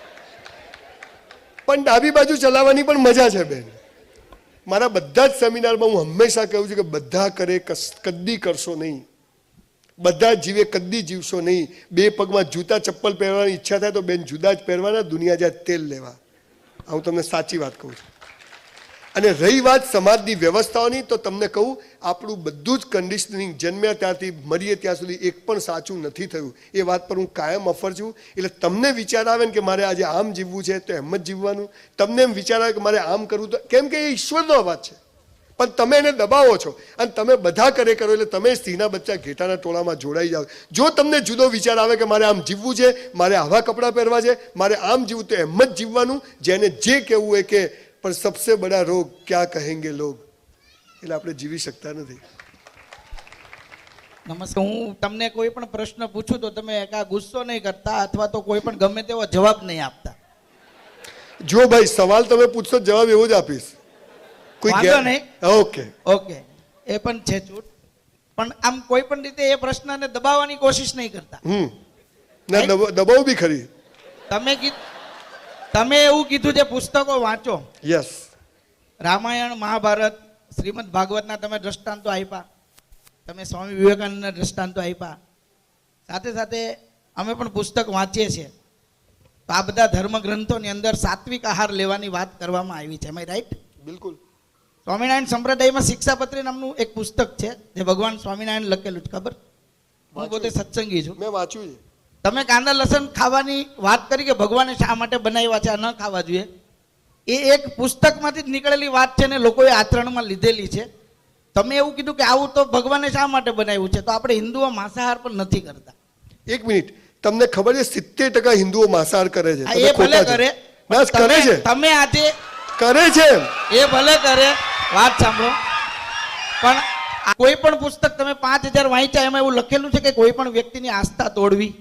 બિલકુલ નહીં. તો તમે એવો શબ્દ ડાયરેક્ટ વાપરી શકો કે ભાઈ આવું તો ભગવાને એને ખાવા માટે જ બનાવ્યું છે, તો જે ન ખાતા હોય એને શું કરવું, કે ન ખાવું કે તમારી વાત સાંભળીને ખાવાની શરૂ કરી દેવી? એ એને નક્કી કરવાનું. Okay, thank you. જે તે વ્યક્તિએ નક્કી કરવાનું. એટલે આ મારો અભિપ્રાય છે. આઈ હેવ ટુ રિક્વેસ્ટ કે કોઈ પણ વ્યક્તિની આસ્થા ન તૂટે એવું કોઈ પુસ્તકમાં લખ્યું નથી, તો આપણે આચરણમાં ન લાવવું. Thank you. હા, તમારી વાત સાથે હું ફરીથી સંમત થઉં છું. મારી પણ આસ્થાઓ ઘણી બધી ચોપડીઓ વાંચવાથી તૂટી છે, તો શું એ ચોપડીઓ હું ફેંકી દઉં? ઘણી બધી ચોપડીઓ વાંચવાથી મારી આસ્થા તૂટી છે. દરેકની આસ્થા એની જગ્યાએ છે.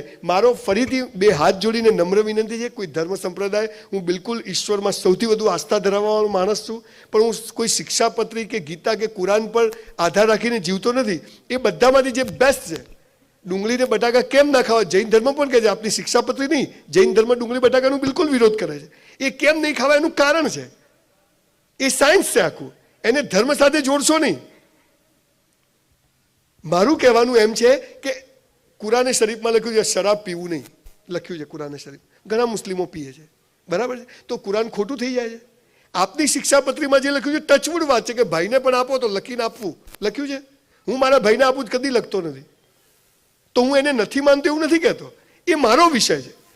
પણ હું કોઈ ચોક્કસ નીતિ નિયમ ગાઈડલાઈનથી જીવીશ તો હું સુખી થઈશ એની ગેરંટી નથી. માટે મને જે યોગ્ય લાગશે, મને જે ગમશે હું કરીશ. ફરીથી બે હાથ જોડીને કહું, ક્યારે મેં મારા જીવનમાં કોઈની પણ આસ્થાઓ તોડી અને અંદર બેઠેલી સાચી આસ્થાને જગાડવાની મારો નમ્ર પ્રયાસ છે.